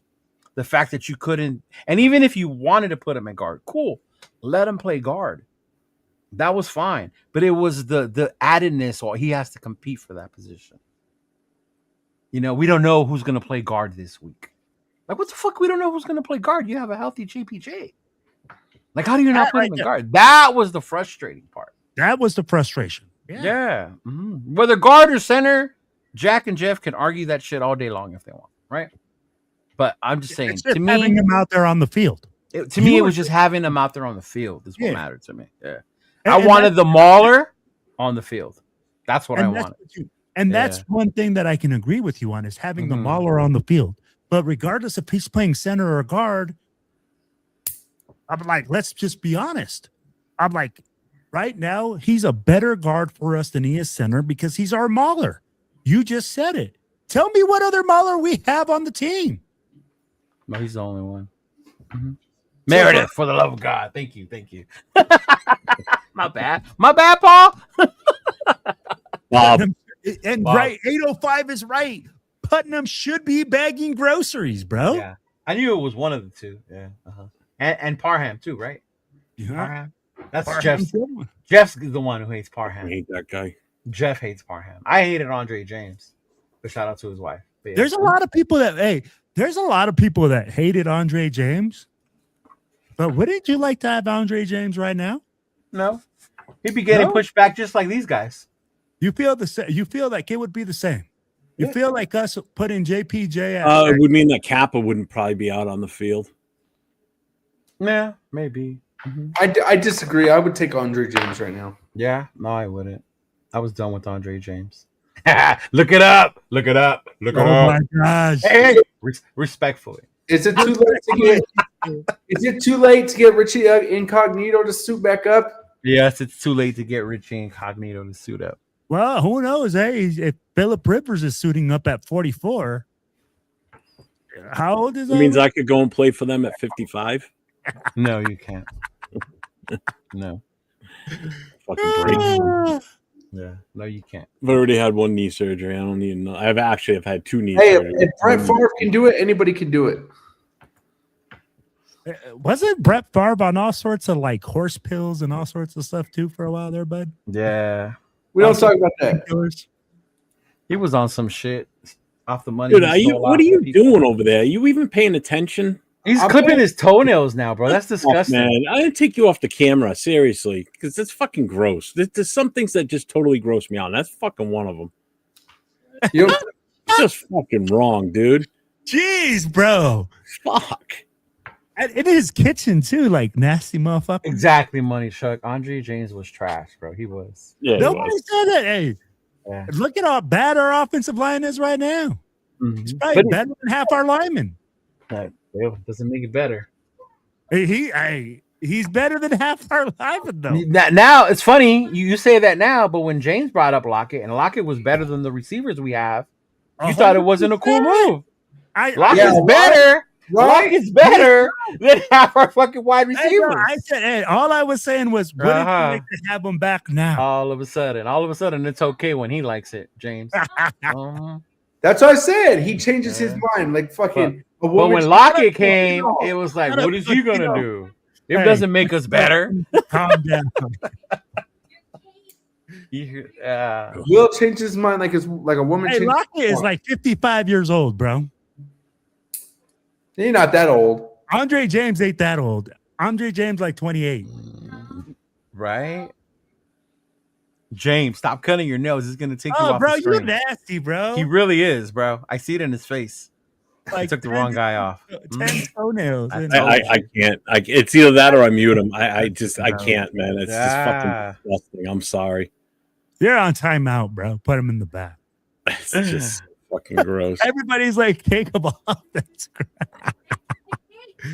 Put him on punishment, bro. Put him in the back. No, nobody wants to see Gruden 3.0. Either you didn't hear a cat in my car when we went to go get food? A cat? Yeah. How can you even tell me you heard a cat? That's what Johnny just came to get my keys. Are you done? I'll bring you back on if you're fucking done. If you're still going, I'll. Cheetah. Back there. Johnny. Hey, Cheetah always driving around with pussy in the car. Oh man, that's just crazy, bro. He goes to freaking McDonald's. Meow. bro. That was insane, man. Andre James was ranked in the top 10. That's what I'm saying, bro. That's why I don't fucks with PFF. They had motherfuckers like Parham ranked in the top before. Yeah. Yeah. Oh man. PFF is the most skewed, absurd fucking way to rank players, bro. Yeah. All right. So Jeff, what you got going on for December the 14th, bro? Okay. Let's bring up the information. After nasty So tune. anybody that's going to Philadelphia this weekend, there are events scheduled. I'm going to grab the link here. Hold on. What? Did Oral Hershiser really pass away today? Really? My cousin just texted her right now. So I'm going to put this in the chat. It's a Linktree account. This will take you to everything as far as anything going on in Philly. It's all the itinerary. Weather Channel is in there. Make sure you check the Weather Channel if you're coming from the West Coast, because you're going to freeze your ass off out here because it is fucking cold. How cold is it, Jeff? Right now here in my house, it's like in the 20s right now. It's fucking cold. Come on, Jeff. T-shirt and shorts, bro. Yes, Oh, sir. That's what we expect to see Jeff out I got there. shorts on, man. I got shorts on still. See? Mm. And a sleeveless shirt on underneath this. I only put this on so I look good on camera. Yeah, so it is going to be cold. There's a possibility, a chance on snow on Sunday too during the game. So. I saw that. I saw all in We'll on be cool with that. As long as it's not rain, I can handle the snow. The snow I got no problem with. Snow's fun. So anyway, so Friday evening. Nope, wrong one. Nope, still the wrong one. Oh, this dude is not prepared. We're gonna put him backstage too. Friday evening is the shit, man. Get all this shit out of here. We're doing a meet and greet at the hotel, DoubleTree Hotel Bar. Modelo giveaways while they last. It's 4509 Island Avenue in Philadelphia. So we're doing that Friday night from 7 to 10 p.m. And on Saturday, we've got two events going on Saturday. So Saturday, December 13th from 12 to 4, it's at Misconduct Tavern at 1801 JFK Boulevard in Philadelphia. Right next door to that is also a restaurant called the Taste Cheesesteak Bar. Is right next door to Misconduct, as well as can you pronounce that? I don't want to get yelled at. Grill. Yes. And then from 8 to 11, we're going to be going to the Ashton Cigar Bar at 1522 Walnut Street in Philadelphia. As far as the tailgate, don't have an exact lot yet. Hopefully we'll have that information by Saturday night. What? Yeah. Wow. How are you guys going to announce a tailgate party but not have a spot yet? It's complicated. Okay. I can fill you in a little bit more, but it's a little bit more complicated there because the what they charge for prices at the Lincoln Financial Center parking lot is ridiculous. Mm-hmm. So we're going to be trying to get into, because literally right next door is where the 76ers play, the Xfinity Center, I think it is literally right next door. So they open their parking lot up for the Philadelphia Eagle games also. So we're trying to get a lot in there. We're trying to coordinate with the other people because we're going to have a DJ there and everything.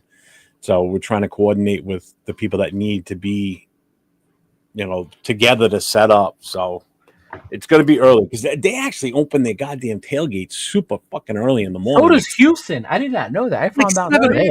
They go hard in the paint, bro. Yeah, bro. I heard they open up like at 7, 8 in the morning. Yeah. When Will from the TBH president in Philadelphia told me, he goes, Will? Yeah, like 7 o'clock in the morning. I'm like, holy fuck. No wonder people get fucking shit faced before they go into a game in Philadelphia. You're starting at 7 already. Holy Christ. So we're going to be there early setting up. So. No, that's true, though. I could see. It's like Dodger games. You can't tailgate for a reason. You're not even allowed to chill in your car for a fucking reason. Yes. Well, at New England, for a 1 o'clock game, the lot didn't open till 9. Yeah. And that's normal. I think Allegiant does that. Well, what killed me was I was the first car there. So we pulled up, and I pull off to the side of the road in the breakdown lane, and I'm sitting there waiting. I'm literally right in front of the lot we need to pull into. State trooper gets out and comes walking down to me. Oh, you need to leave. I'm like, what do you mean you need to leave? This is like at 8 o'clock. He goes, you can't stay here. I said, well, what about everybody that's lined up behind me way the hell back there? He goes, they have to leave too. So I pull out, loop back around. He got rid of a few of the people. So I just pulled up in front of everybody else and back down the road to where they were. So it was too far for him to walk down to us. And I was still the first car. So we were still the first car in the line. So I was like, fuck you. I'm not fucking around with that. So that's the plan for Saturday. If anybody's got any questions on that Linktree account, I would have a lot of questions. Like, bro, is my email, my phone number. Reach out to me. I can answer pretty much anything that's going on with that. They are taking donations. The link for the donations is in that Linktree account for Philadelphia. To Will, not this Will, William from Philadelphia's chapter. The real Will. You gotta say the real Will. Yeah, because this one's phony. This one's the Raider Will. No, see, he went too far. This one's the Raider Will. He said the phone. See, Will? He doesn't know boundaries, dog. Bro, you guys don't. Assholes. Don't. He is. He won't let James cut his nails, right? He won't address you by your real name. I was getting grossed out by it. And if you don't listen to them, man. Baby DC, killing it. I was waiting for him to say something, and then when I saw this motherfucker turn, don't do your toes, dog. Don't do your toes. I saw his knee up at one point. I'm like, oh, mother. Oh. Yeah, Ryan. Some of the gates in Oakland would open up at 8. I remember that. Yeah, right? Look at it. Yeah. Note to self, if ever in Texas, do not accept dinner invite at James's house. Hey, James. So my Texas, my Houston peeps. Where is the best Texas barbecue spot to go? And if I have to go in a hole in the wall, do a secret knock, all that bullshit, I will. Oh, that's the best. So my peeps, let me know. And if you send me to a Tex-Mex place, I will cuss you the fuck out. No Tex-Mex, only fucking barbecue, please. Oh, bro, I can't wait. I can't wait. Literally, the Airbnb we got, bro, is right next to like a Texas barbecue place. I'm like, shoot, I'm just gonna be walking over. But is it good? I don't know. What the fuck? Well, I'll be like, hey, I'm just gonna go check it out. I'll let you know once I taste it. You fly in Friday anyways. I'll be tasting it on Thursday. Make sure everybody also sends Leo any information on the best Tex-Mex while he's down there. That, bro. He wants to experience the Tex-Mex big time. Chico, go try these tacos. I'll be like, If you guys see Cheeto hanging with his boy Timmy Brown, just mind your own business as he's over there. Philip Rivers back in the NFL has no bearing on us. I could give two shits. But shout out to the old guy. I'll give him that. Man, he's saying as an NFL, why are you so mean to the fans today, dog? What? He's asking. It still has no bearing on us. I mean, we don't play the Colts again. We already played them. Doesn't have his coffee. It does, because if the Colts make the playoffs, the Chiefs don't.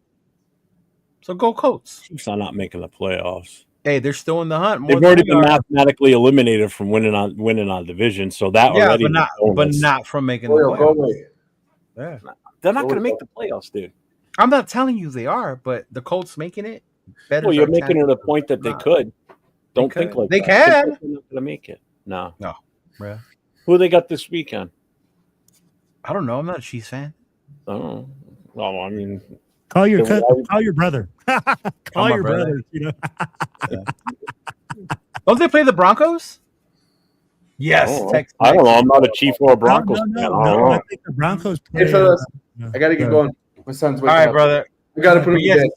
Yes, Jeffrey. I think it's crazy, bro. All right, brother. Take it easy. Have a good one. Yeah. It is crazy at that age. I mean, the guy's a grandfather. Yeah. What's he going to go cut his kids' toenails now? Yeah. And it's crazy because if you think about, they lost Daniel Jones. They lost the great and mighty Riley Leonard. Fuck. Who would have saw that coming?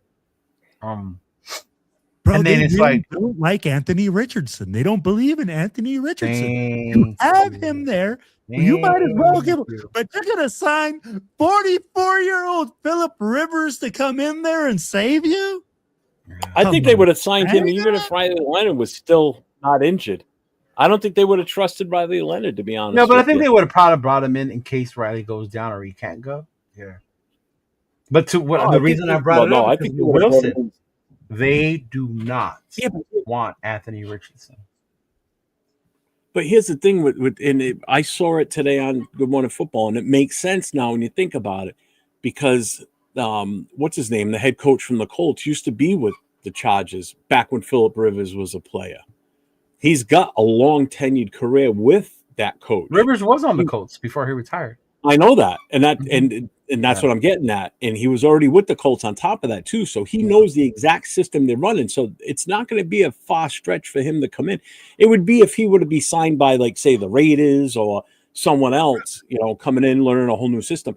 He's going to a team that's already running the system that he's the most familiar with. So I get why they did this in a way. He's in shape. Obviously, That's what I was trying to tell Will, bro. Over here, 44-year-old. Is it far fetched? Probably not. In all honesty. They have a great running game with Jonathan Taylor. That's a really good O line. That's they have weapons on the offense. But let me ask you this, okay, guys? How long has Phillip Rivers not been playing? 5 years. 4 years. 4 years. 4 years not playing in a professional game, right? Yeah. You can stay in shape. But game day shape, game day reps are totally different. Okay. Than you staying in shape. And that's why I say, hey, Phillip Rivers at 44, I feel like, hey, bro, I still feel like I can hoop. But let's be real. I look like my vertical is like a whole 6 inches. And I'd be like, I feel like I can still do it. But I'm going to tell you like this, bro. 4 years is a long time to come off from your couch and go out there and try to sling the ball around. Is it though as a quarterback? Because look what Joe Flacco did. Joe Flacco wasn't retired 4 years, Cheeto. But he hadn't played him forever. He was 40 years old, bro. But he was, bro. You were going where?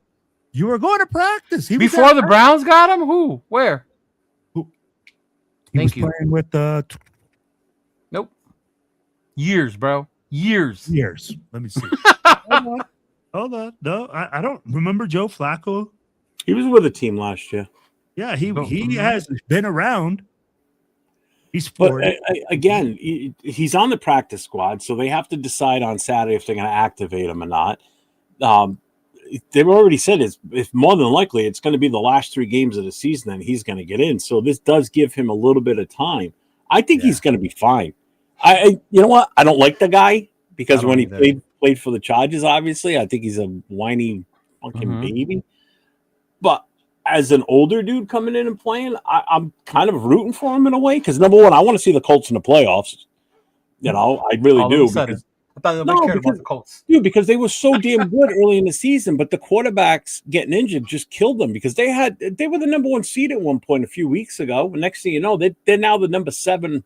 They're like the last team to get in. And as long as they can keep pace and stay above the Chiefs don't get in. That's the whole thing, too. Who leads the AFC South right now? Jacksonville does. With Jacoby Myers? Wow. Go figure. Right?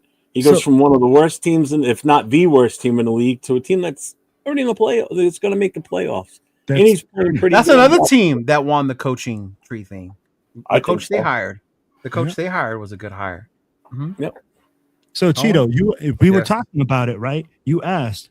He played for Baltimore, Denver, Jets, Cleveland, Indianapolis. Then he played for 2 teams in one season. Then he went to Cleveland and Cincinnati. Not 1 year that he hasn't played. He was on those teams, but he didn't play. But here's the thing. What we're saying is he's getting those practices. He's getting those live reps. Cheeto, from going 4 years. You sound like Pete Carroll, bro, giving all this credit to practice. Without a rep? 4 years without a rep, and you're going to tell me that Phillip Rivers is going to come in there and look good? Yep.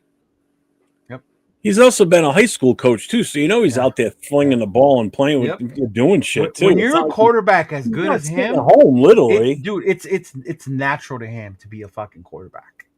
Oh, I get what you're saying. Now, if this was a 44-year-old running back coming back in the league, that's different. Like if you were telling me, say, a 40-year-old Jamarcus Russell was coming back, like, bro, stop. Yeah, right. But you're talking about Phillip Rivers, no slouch. As much as you want to hate him, no slouch. Nobody's saying he's that gonna get in the Hall of Fame. He's gonna get in the Hall of Fame. 100%. Yeah. So to expect him to come in and not succeed, it's wild, bro. Mm-hmm. Yeah. I'm just saying, after being out 4 years. I know, right? Accent. Go fuck your face, you prick. What? Guy bust my balls because of my East Coast accent. Get your pants. I know, right? It's so annoying. I hate it too. Yeah. What up, MC Raider? I am not wearing a 49er fan. Sure. What's up, MC? It is a Uso shirt, bro. The real ones. The Usos are back. Who's paying you to wear that shirt, Cheeto? Just like red shirt and everything. Oh, man. Radio AM 920 is paying me to wear this shirt. That just goes to show you, if Ryan Tannehill's available, they'd rather take a 44-year-old Phillip Rivers over Ryan Tannehill. 100%. I mean, even if you look at the free agents right now, right? Just I just got to look at this because this is killing me to see who's out here. But quarterbacks available? Oh yeah, yeah. That's what I was saying. Like, it honestly, there's legit only three quarterbacks listed right now. Who is it? CJ Beathard, Jeff Driscoll, and Jake Fromm. And that's why they called Phil and said, "Hey, Philip, we need you, buddy." But come on, man. I'm like, Philip put on his Wranglers, told all 12 of his kids, watch the house, kissed his grandbaby goodbye. Goodbye. Papa will be home in January, maybe February. Yeah. What's his contract look like, bro? Oh, I don't know. It's got to be. It's probably a veteran minimum. There's a veteran minimum. Yeah, veteran minimum. I mean, yeah. That Seahawk defense. Go figure, right? Mm-hmm. And all they had to do was get rid of old man Pete. Look at that. There's no chance. Right. I forgot what defense I just dropped. I just dropped one of my defenses. I picked up the Eagles. Just like so the Colts are playing the Seahawks this weekend. Oh. He probably won't play in this game. Yeah. I think they're okay with losing one more game if that's what it comes down to. Who's the Seahawks? No, the Colts. Get him ready for the last three to make that playoff push. So that means Anthony Richardson will play this week? I have no idea what this situation is for the depth chart. That's crazy. I can answer that right now, actually. Let me see. Yeah. Because now I'm curious on that one now. Tight end too, a quarterback or something like that. They said that their tight end played quarterback. They've only got one quarterback listed in their Anthony Richardson? No, Riley Leonard. Oh, so because he's still under like the injury protocol, it's still questionable or whatever. Yeah, and that's as of yesterday. But on their practice squad? On their practice squad, they have Brett Ripien and Phillip Rivers. Yeah, I see. Mm-hmm.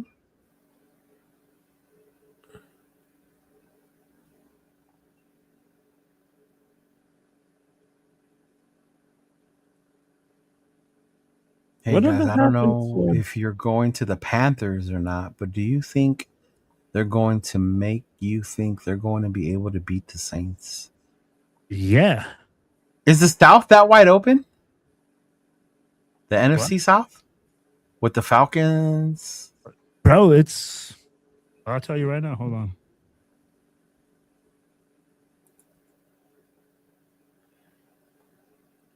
NFC South is Tampa Bay 7-6. Tampa Bay is leading that one. There you go. Atlanta's 4-9, and New Orleans is 3-10. So Carolina got a shot, bro. That's crazy. Yep. That was a big win they got over the Rams a few weeks back. Mm-hmm. Yep. Even the West is pretty tight between the top three. The Rams are 10-3, Seattle's 10-3, San Fran's 9-4. Shoot, the AFC North is tight too. They're all 6-6, or something like that, or 5-6, or Dude, the NFC North too. Green Bay's 9-3, 9-3-1. Chicago's 9-4. Detroit's 8-5. Minnesota technically is not out of it. They're 5-8. Dude, the whole NFL Redskins was wide and open, Giants man. were eliminated. And this is the year the AFC Raiders West. decided to win 2 fucking games. bro. Yeah. Except AFC West. What are we in the AFC West? What's our It's division? just Denver, but the division in itself is open for wild Yeah. cards and shit like that. Yeah. Yeah. Mm-hmm. What up, Rundown? What's going on, big dog? Oh, what's up, Rundown? Yeah. It says, What's up, hey, Ron? Yeah, if you look at the playoff picture right now, right? So for the AFC, He does have that orbital bone issue. That's what hurts. that's what I was about to say. That orbital bone. That guy just. so right now the top 7 teams that would make the playoffs is Denver's 1, New England 2, Jacksonville's number 3, Pittsburgh, and they're both 2 lost teams, right? Mm-hmm. Yeah, Denver and New England. Yeah. But they have The conference is the one. 7-2 is Denver. 6-2 is New England. Yeah. What are you looking for, Leo? Buffalo. The Chargers are number 5. Buffalo 6. Houston's number 7. Indianapolis is on the outside looking in right now at number 8. Then Baltimore. Then Thank KC. you. Cat in there? How did the cat get in my car? I don't know. I just saved it. No, it was like stuck between the battery and like the Underneath? underneath. It was just going. When I got home, I heard it going. I thought it was like a toy or something, or like maybe like a TV show. Yeah. Or something. But Addison got here like 2 hours later. She's like, I still hear like a meow. And I go outside, I hear the same thing. Bro, So that's I ran, I looked, it was crazy. in your car, like stuck under the engine and the battery. Just, I don't even have an engine. My car's electric. just like stuck under all the shit. Oh, wow. I just left it a little bit, and then I picked up the cat and I was dragging around. That's crazy, bro. Thanks, buddy. There was a cat stuck under the car. What's up, Martinez? Mm-hmm. Yeah, I'm good, That man. is crazy. Yeah. Man. He's like, how'd the cat get in there? I don't know shit. Oh wow, Worm says the Texans are undoubtedly the best in football. No. They're a good What's up, defense. big guy? In my opinion, Texas are undoubtedly the best in football. They single-handedly helped us win games. What? They helped us win games. Maybe he means their defense. Yeah, like their defense definitely is probably one of the Oh, best. the defense is good. I ain't going to take that away from them. Hell no.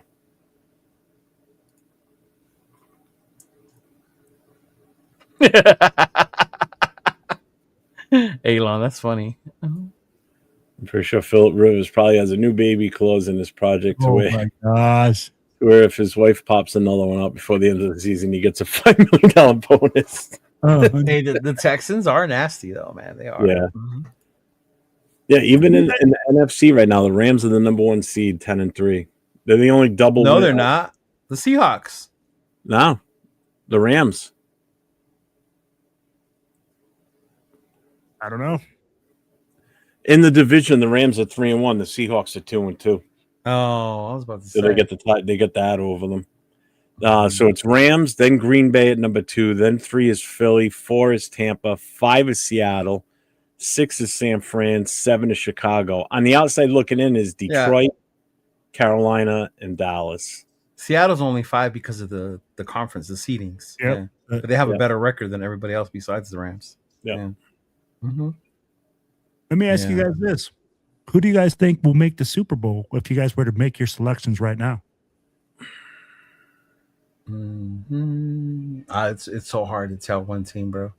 I can't think of one team that's dominating at all. I would say the Rams. Just take the Rams. Devontae Adams. The Rams and the definitely in the Rams. NFC. Mhm. Yep. The Rams. I'd rather see Green Bay. I'd rather see Josh Jacobs get to the Super Bowl than Devontae. Yeah. But I don't see them getting past the Rams. After the NFC, I gotta probably go with the Rams. The Rams are scary. They can be. AFC, I don't want to say the name of the You team. don't want to say New England.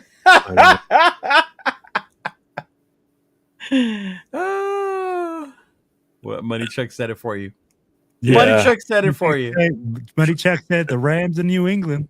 Mhm. I hate to fucking say it. I just can't see. I don't think Denver's good enough to make it to the Super Bowl. I think their really defense is good enough to stop them, but it'll be a slobber knocker. Yeah. I just think the Patriots. I think the Patriots Yeah. are better put together right now. Because you got to remember, Drake May is still up there in how often he gets sacked. And that's Denver's fucking specialty, bro. Is to get Slim after Reaper's your saying fucking that quarterback. They're one and done. Yeah. Slim Reaper's going one and done. I could see that happening. Trust me.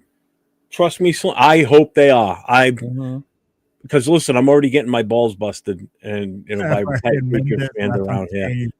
And I keep reminding them, I'm like, hey, you guys got 2 losses. Just remember, one of those is to us. So This one's funny. He's like, December will determine that if the Rams or the Seahawks go to the. If Sam can keep it under 4 interceptions. Wow. I think the last time they played, Darnold threw like 3, and the Seahawks still almost won that game. Right, Yeah. look who's in the chat. Still. She lost my mother. She's a freaking Pats fan too. Say it, Jeffrey. Say it, Jeffrey. Say it for your mother. Then you don't think Buffalo makes it? You don't think I think Buffalo? Buffalo makes it. Josh Allen? I think it could be Buffalo, and I'm gonna go with somebody else other than the Rams because you guys already both went with the Rams. I think the Eagles come back. Oh, you're wild. Mm-mm. No, I'm just again. I'm not saying If they don't change their offensive scheme, they're not going to survive the playoffs. I'm telling you. We'll tell this weekend. We'll see what happens after Sunday. If for some reason we can shut down their offense with our defense, then I don't think Philly's got a shot. They'll make the playoffs only because they're default going to win their division. you think But I our don't- defense is gonna stop their offense. I said if. He's saying If. Oh, bro, our defense You ain't know, gonna listen to stop no anything offense. everybody says.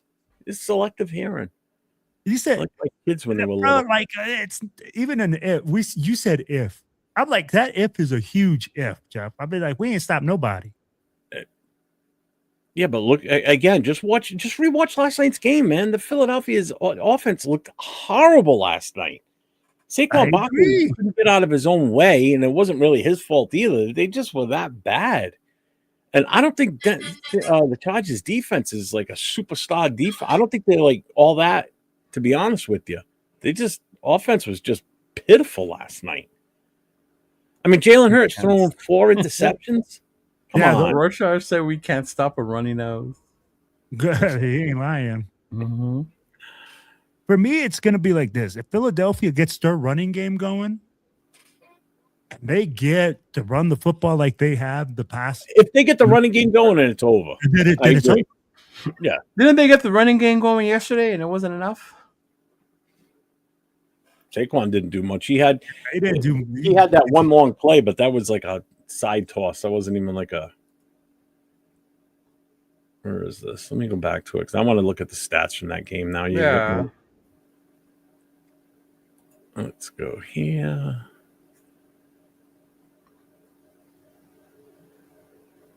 What the fuck with this? Remember, chat. Let us know where the best barbecue spots are in Houston. And Tex-Mex. Tex-Mex for Cheeto. Hell That's all he's going to eat there, he said. He's not eating anything else, but or Taco Bell. I mean, That's Barbie- just Mexican food. barbecue with eye candy.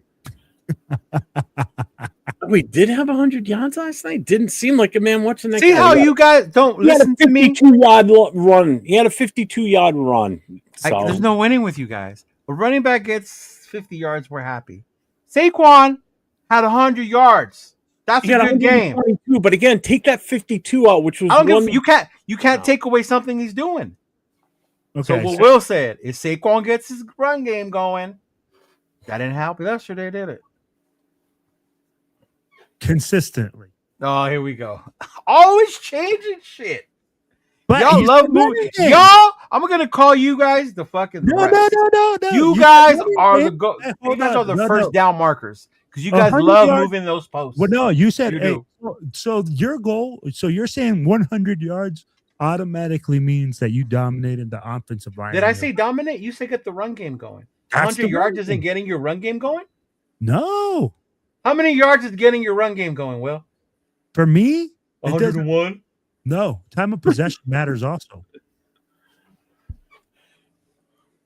Time of possession matters Again, also. moving the goalposts, bro. Right? Moving the goalposts. Since when is 100 yards not a good day for a running back? When he gets 200 versus the Thank Raiders. you, SoCal. Thank you.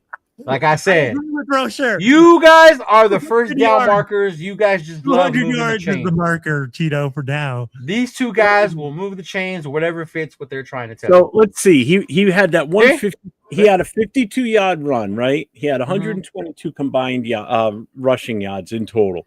Take away that 52-yard run. So he rushed for 70 times on 19 God carries. damn, 70 yards on 19 carries. So in my opinion, to get the running game going, it's got to be 71 yards. Oh, okay. See? Fucking first down markers over here. But still, Chain that's not a gang. good average if you think about it. I mean, I'm not talking about you got to get that. They got the run game going yesterday. But did they? Oh, good Lord. Look here, chain gang. So, I and don't here's a understand few what's things, going right? I get what you're saying, Cheeto, when you okay. get 100 yards, right? And you're saying, hey, you got 100 yards, you got 100 yards worth of offense on the run game. But when you're talking like, what was his average? Like, It's funny because if I do that with Genty, you motherfuckers lose your mind. Now you're nitpicking. I've never said that about Genty. When have we talked about Genty? We talked about him not getting enough touches. Oh, see? Mm-hmm. So now it's about the touches, not the 20, yards. 20 carries, 122 yards. That's a 6.1 average. Wow, that's so bad. That's horrible. How dare he play like so that? 70 yards on 19 carries, 3.6. That's a big difference with that 52 yards removed. Hey, but you can't remove something he did, can you? He broke one tackle and blasted down the sideline. He did what he had to do as a running back. You can't take that away from him, and I agree with you. You can't. I get that. Exactly. He did it. It fucking counts. Oh, but if you took that away, if we took Geno Smith's interceptions away, fuck, we have rainbows and unicorns. He'd still suck. He'd still be shit. God. That means he'd have more sacks. Right? Jesus, with you two. No, I'll be like, you're saying, hey, your mark is 100 yards. I get you. I'm like, and you're right, Cheeto. He had the 100-yard mark. 122, Will. No, that's total yard. That's like I think catching and everything too. Dude, when I think getting your running game going is when you're running it between the tackles and, that's a running game. When you do a fancy little outside toss to him like that, that's still a run. I get that, but it's such a different type of play instead of running it up the middle and letting you offensive line didn't do shit on that play. What'd they do? They didn't do a goddamn thing. NFL fans of the world, remember this. Runs don't What did count the unless they offensive go line up do the to middle. get him those yards? Unless Nothing. the offensive line blocks for you, it doesn't count, according to Jeff. No, and here's the thing. Here's one explanation I do like, and I'll go with it. Taking away the 52-yard is like saying you can't chew gum and walk at the same time. Thank you. You did it. It counts. Absolutely. Well, I'm uncoordinated and I can't do that, so I take my 52 yards away. But check this out. Here's the comment I like, and I can't. Pete Carroll can't chew gum and coach at the same time. That's apparent. Yeah. Getting your run game going doesn't refer to specific number of yards. It's a football phrase meaning your rushing offense is functioning effectively and consistently gaining positive yards. It sounds like he gained positive yards, Will. Did you watch the game? Did you watch the game? I watched half the game, yeah. Okay, then that's it. That's all I need to know. Hey, I didn't the watch. Eagles ran the ball. What cost in the game was Jalen Hurts. Oh, I saw the end. Mm-hmm. I saw the end there. But what I was saying, again, I go back to it and I say, you have to have a consistency. right? And that's where I like that comment about that. I'm like, that's what the run game is you have a functioning, effective, and consistently moving positive down the yards. It's not about getting 152-yard rush. Only when you go up the middle, then, right? Well, I didn't say nobody's talking about. No. I'm just saying I like it. A toss play is cheesy now, apparently, because the offensive linemen are. A toss play. You can. Hey, I'll take a cheesy play like that from Genty anytime we can get, but we don't even do that shit. Thank you. It's just like this. Let's look at Shador's numbers. They're the skewed. chain gang back in effect. No, hey, let's look at Shador's numbers, right? Why are we talking about Shador now? Yeah, why are we bringing him up? James left the show. Just wait, hold on. When you talk about numbers, right? They can be misleading. Oh, here we go. Am I right? All right, folks. Thanks for tuning in tonight. Numbers can be misleading, bro. If you throw a freaking screen pass, the point was you said if Philly gets their run game, obviously you didn't watch the game. I told you they had their run game going yesterday. If you would have watched the game, you would have seen that was the only thing they had going. The pass game was kicking their ass. And he ran for negative yards in one game on the season where he rushed for 2,000. So go figure that one out. Yeah, go figure that one. Right? Yeah. Mm-hmm. That's how amazing Barry Sanders was. Never another guy like him. But hey, if you think Philly's going to come out of the NFC, then hey, they can. Power to them. Hey, I'm trying to be positive. You just bitched to me earlier for being negative. I'm trying to be positive that if we can stop their offense, we might have a chance. So, what? I mean, we still have to put points on the board on our offense, but that's besides. Oh yeah, the drop balls too. Jesus Christ, bro! Oh my God, I just don't understand. Yeah. Mm-hmm. Oh, trust me. I also had AJ Brown on one team, Devontae Smith on another, and AJ Brown, 13 targets, 6 catches. Less than 50%. That's insane. Yeah. And he still had 100 yards. Jack Besh wish he had 13 targets. Jack Besh he had 100 yards. He was 6 for 6. He had what? He was 6 for 6, I believe, if I'm not mistaken. Who, 6 Besh? targets, 6 catches. Yeah. Yeah. I think, was it 8-6? Yeah. I think so. I'm going to double check. 50 yards. Yeah. He was the leading receiver. I did pick him to be my X Factor Saturday night on our show. Oh, yeah. What an X Factor. Wasn't. Hey, you know what? Figured with thought out, maybe he'll get a chance to actually, show something. I mean, I think he showed something. I mean, the kid can catch the ball. That's for goddamn sure. Jackson did. Had a great catch. Let's see. Yeah, 6 catches, 6 targets, 6 catches, 50 yards. Bowers was 5 targets, 4 catches, 46 in the TD. Lockett was 4 targets, 3 catches, 41 yards. Jackson had that 1 catch, 1 target, 25 yards in the touchdown. Tucker, on the other hand, 5 targets, 2 catches. Bro, we suck. I mean, like you literally said, Cortland Sutton, 10 targets, 6 catches. Jesus. What's our average? For what? For average reception. Oh, I don't know. Like 8 yards? Let me see if I can get the full stat. Yeah, here we go. Stats.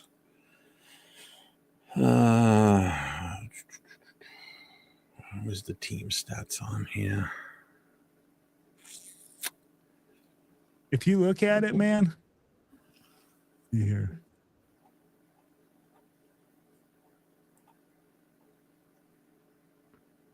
What was your question? Average what? Average receiving? Yeah. Average yards per game? Yeah, or per reception. Per reception is like, what are we doing? Like 6 yards per freaking reception? No, that's average yards a game. Average 10. For the team, we're at 10. We are averaging 10 yards a reception. Mm-hmm. That's pathetic. Our opponents are 10.3. Almost the same number of targets versus pass attempts too. So we're at 393 total pass attempts, 276 completions at a 70.2 average.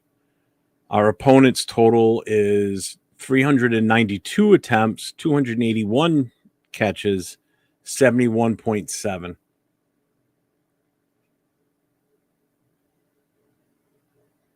Thanks, Sonia. Appreciate that. Hey, Sonia, how you doing? Yeah, she stopped by to give us a thumbs up. Appreciate it. Nah, she's awesome. She's good people. Yeah, so I got. I mean, basically, we're average with who we're playing against, but I mean, now if you look at the where are we? If we look at rushing, just for shits and giggles, We're at we're 30. averaging 72 yards, 72.7 yards per game. Well, how are we averaging 72 yards per game?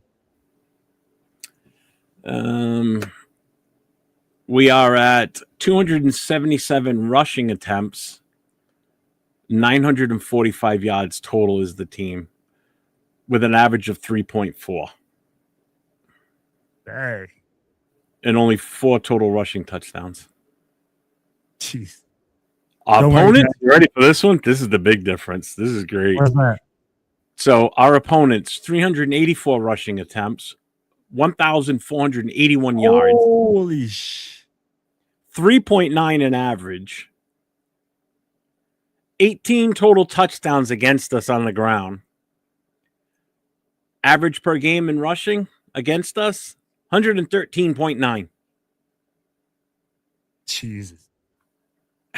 We're so good.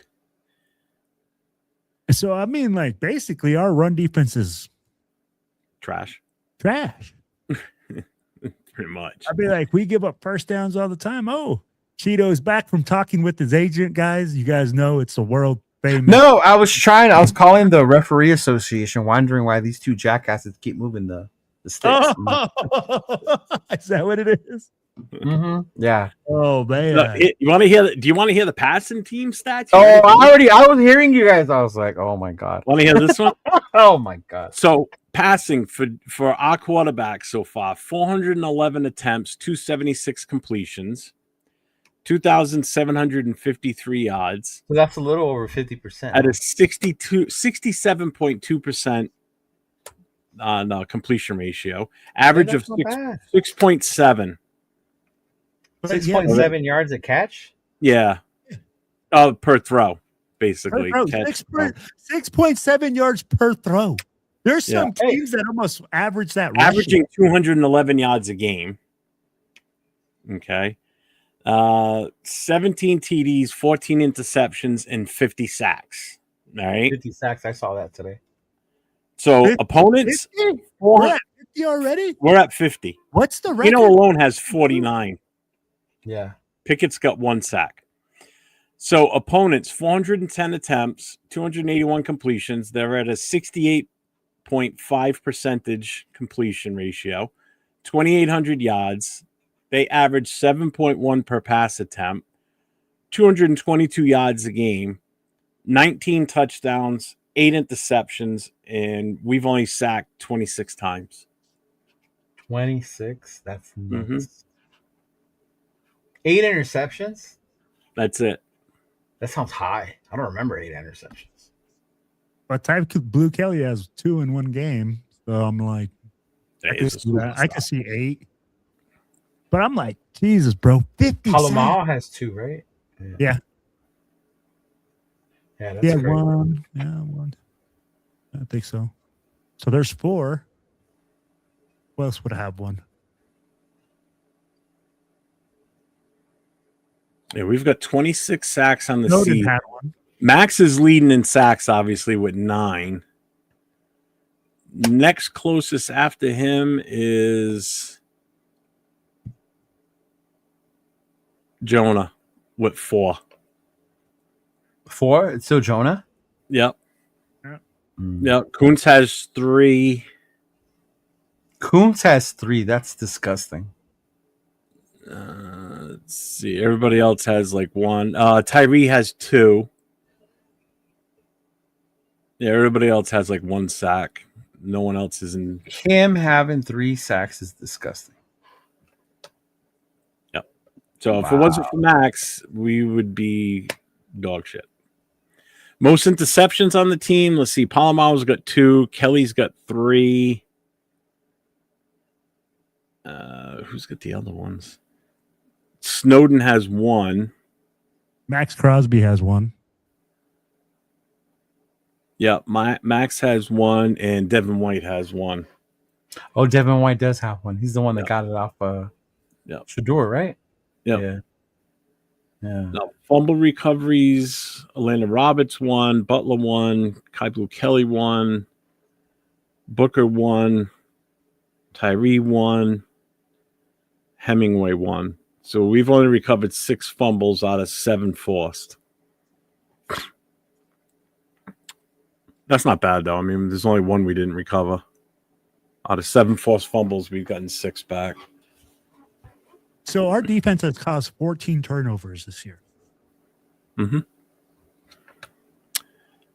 And our opponents, let's see. Where is sacks? 50 sacks, yeah. Interceptions. Interceptions is 14. They've forced 5 fumbles on us. They've recovered 3 against us. So we have 17 turnovers total. Mm-hmm.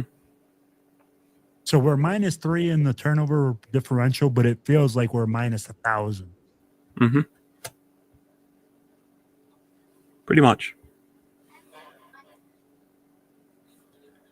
Bro, I don't get it. These numbers are so skewed.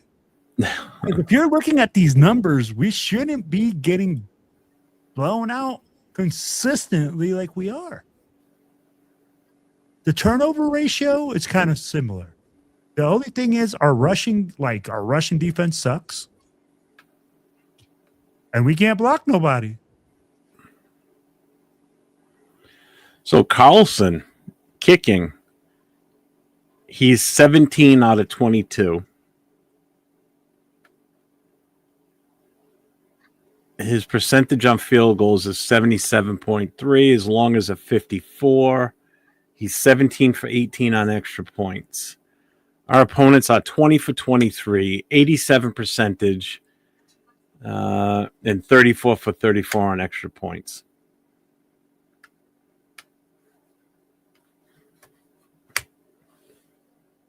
Fucking AJ Coleman, this guy's amazing. 50 punts. We've punted 50 fucking times. 51 actually, because Carlson had to kick one when Cole got hurt. Mm-hmm. So 51 punts, 2,415 yards. Long was a 64 by Cole. Cole has an average of 47.7. And we've had 2 blocked. He's put 18 inside the 20. He's put 4. Had 4 touchbacks. So out of 2,300 yards punting, 22 have been returned for 328 yards.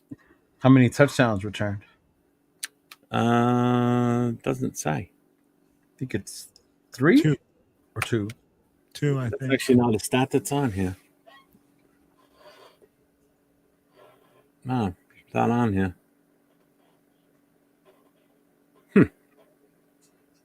Mm-hmm. Carlson has regressed.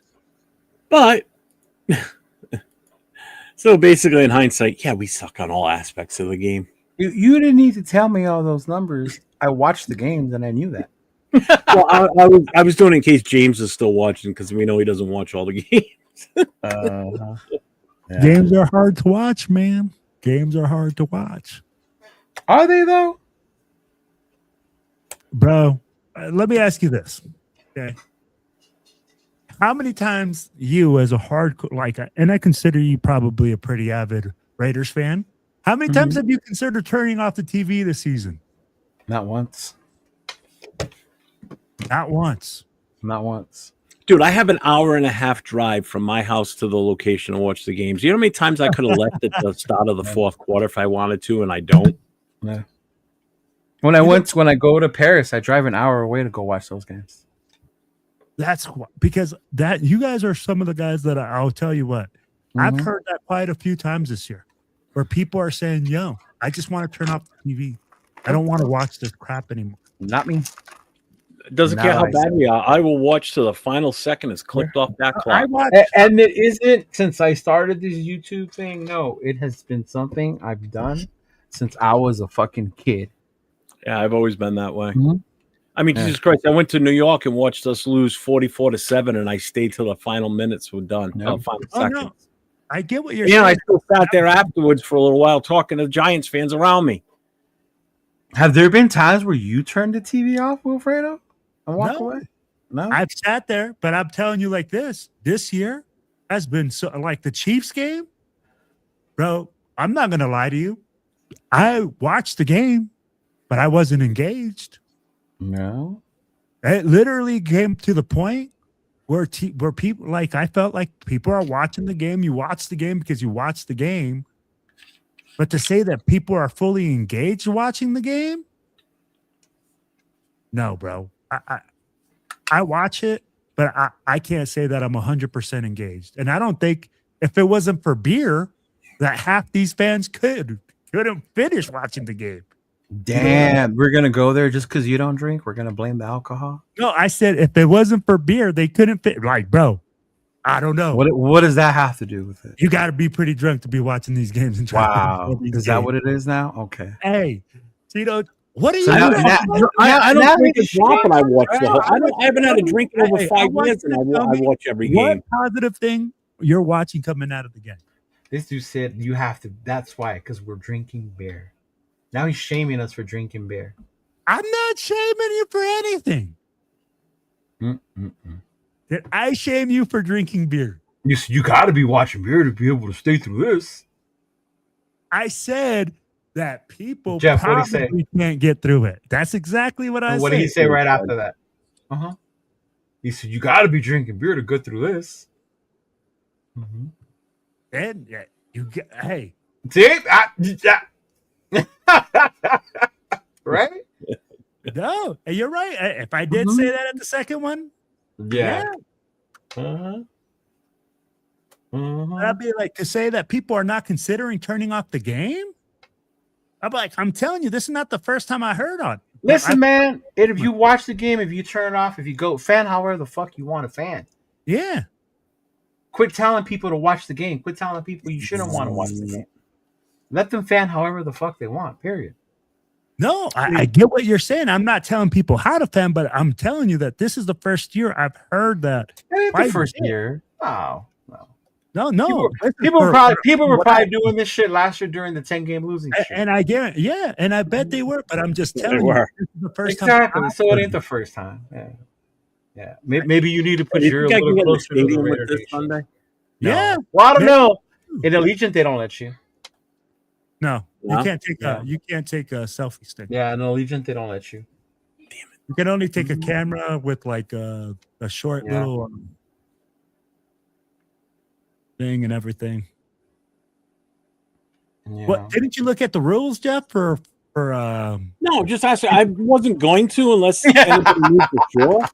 But I'm going to use it for everything else this weekend, though. So it's a tripod and the whole 9 yards. There you go, money truck. Are you going to record stuff, Jeffrey? Are you going to be out there with your camera? Yeah, I know. It looks like a stun gun on the back. It looks like a fucking cattle prod when you look at it straight out from the camera. But yeah, I plan on it. My bong hits get me through the games. Look at that, Will with the low blow. Shame on you, Will. What? Keep it a buck, man. No, maybe to you because you don't drink, so you see it that way. Yeah. See, I don't drink and I don't see it that way. Now go figure. Why is that, Jeffrey? I don't know. No clue.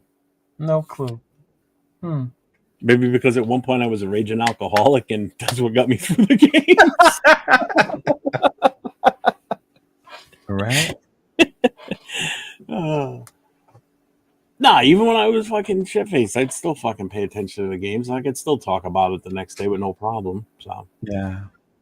Shit, I wouldn't I remember tried for the Jimmy. game if I got shit faced. So He said, are I we get done? Thanks watching us, but then I remember the Chargers have never ever won the Super Bowl, and I feel better. Oh my, who was that? Not lying. G fam. Oh. Mm-hmm. Watching the broadcast in Spanish makes it watchable. Spanish commentary is hilarious. Bombazo. It is fucking ridiculous. It is annoying. Oh man, I've had to watch Monday Night Football on Monday Night Football, but Spanish because we didn't have the channel or whatever. It is, oh my god, it is the most boring thing ever. You don't like Oh, the yeah, Spanish took that announcer? interception away from Jalen Hurts last night, and Mhm. over they would have won that game. That last interception that sealed it, they would have gotten it. Oh, that's what crazy. it was. Henry Ruggs was moved to higher security prison. Mm-hmm. Why? Well, obviously for fucking being a model citizen. Wow, hey.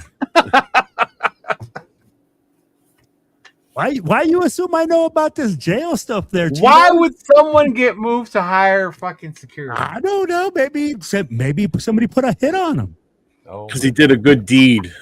So we're gonna reward you by putting you in maximum security. He was doing everything he needed to do in jail and lower minimum. So they- apparently he was doing something outside the jail that Exactly. got him again. So needless to say, he's not rehabilitated yet. Yeah. Mm-hmm. Oh, Frank Weber dropping the PC. Oh, who knows, man? Oh, yeah. He runs too fast for the lower security prison guards. Oh. Hey, that might be factual when people are trying to bring him back. Say, hey, what should we do if we see Henry Ruggs get out of prison? Bring him back to the Raiders. Oh man, We I got love bringing up old stuff. Whose turn is it tomorrow night, Leo? I believe it's Jay's. Okay. Oh, you guys are flipping channels, huh? No, we use thing, but just somebody does the setup and the layout, everything. Oh, Yeah, that way there. It's not always just one of us doing it, you know? So like for Tuesday, how Jeff always does it? Yeah. Yeah. Which I don't mind. I mean, I'm home, so it make a difference to me. Ah. Man, that was such a nice throw by Kenny Pickett. Yeah, it was. I can't argue that. So, do you guys see Kenny Pickett starting? Nope. No, because Pete won't do it. Yeah. And I don't get. So I'll be like, Pete comes out and repeatedly does the same thing. Do we see anything coming out of this season, guys? Any positivity coming out of the season? Anything that we can say, hey, you know what, Raider Nation, we got some hope for next year. The top draft pick. That's it. That's where you're at with it, Cheeto. What else is there? We still got Brock Powers and Ashton Genty. That's really and that's hard. Yeah. Because if you're talking to people right now and telling them that the best thing that's coming out of this season for next year is a draft pick, I'll be like, bro, this is why we're at where we're at. We have no hope. I'll be like, guys, do you see anything happening to say we're going to get better next year? No. Have you?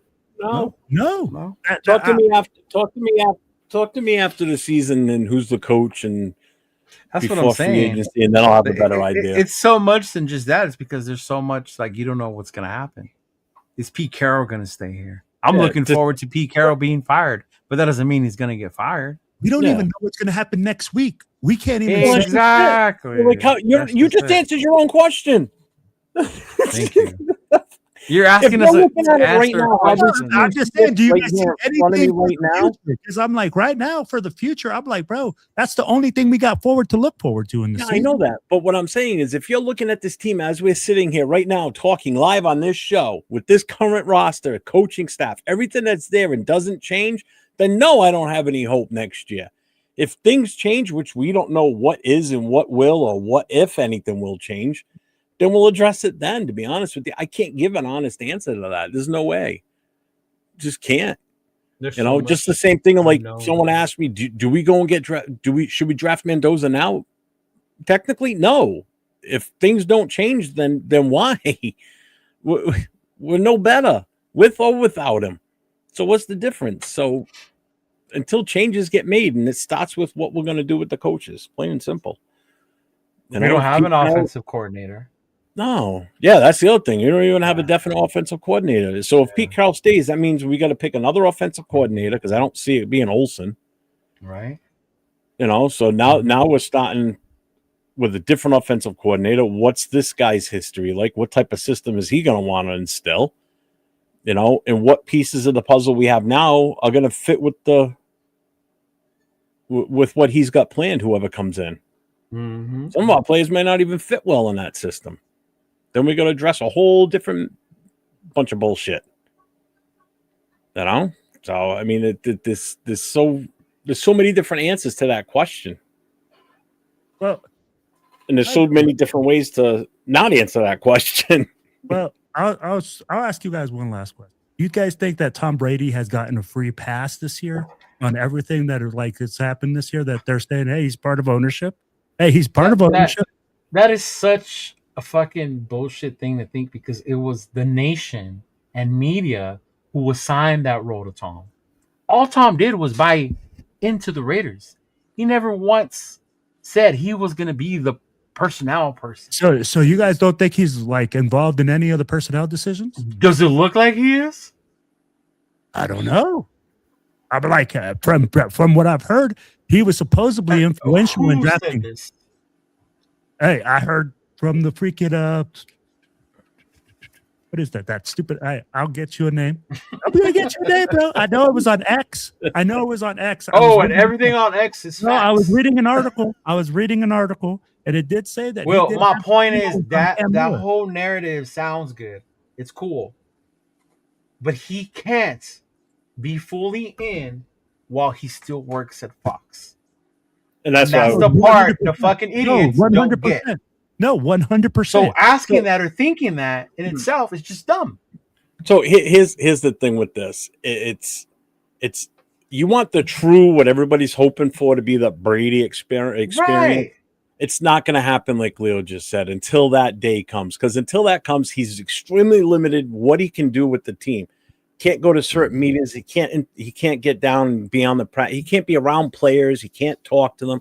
And it impacts what he does on Fox because he can't even be in those production meetings. He has to do everything via, satellite locations, basically. He can't be in the same room because he's part owner of another NFL team. So how effective is he even able to do his job at Fox, to be honest with you? That's the other thing you got to look at, because he can't be there with his co-host in the same room with him together asking those questions.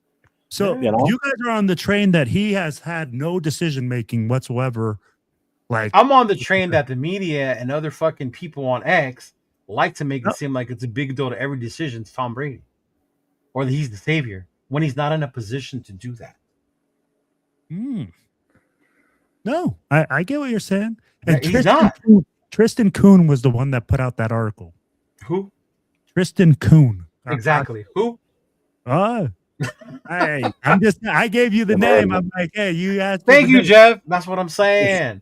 Motherfucker, shit on X, and that ain't one of them. Swear it's fucking true. Hey, I will send you. I'm just telling you, man. And I'm saying it, but I get it. But what's the credibility behind it? Money Chuck, I agree 100% right there. Yes. To me, that's the guy who's making the decisions. Well, is he really? Because I don't think he had. But then the problem is him and Pete aren't on the same page. No, they're not. It's obvious. And Pete and his own offensive coordinator weren't on the same page. Yes. So if your coach and your offensive coordinator aren't even seeing eye to eye. Thank you, Frank. That's all he is right now. Brady is a fucking face. He's a puppet for us right now. Okay. He's a face. His face is all over Las Vegas. His brand is all over Las Vegas. 100%. We really don't even know what he is truly involved with and not involved with the team, because they've never come out and said it. So he may secretly be involved in this stuff, but there's no proof. There's nothing. Right.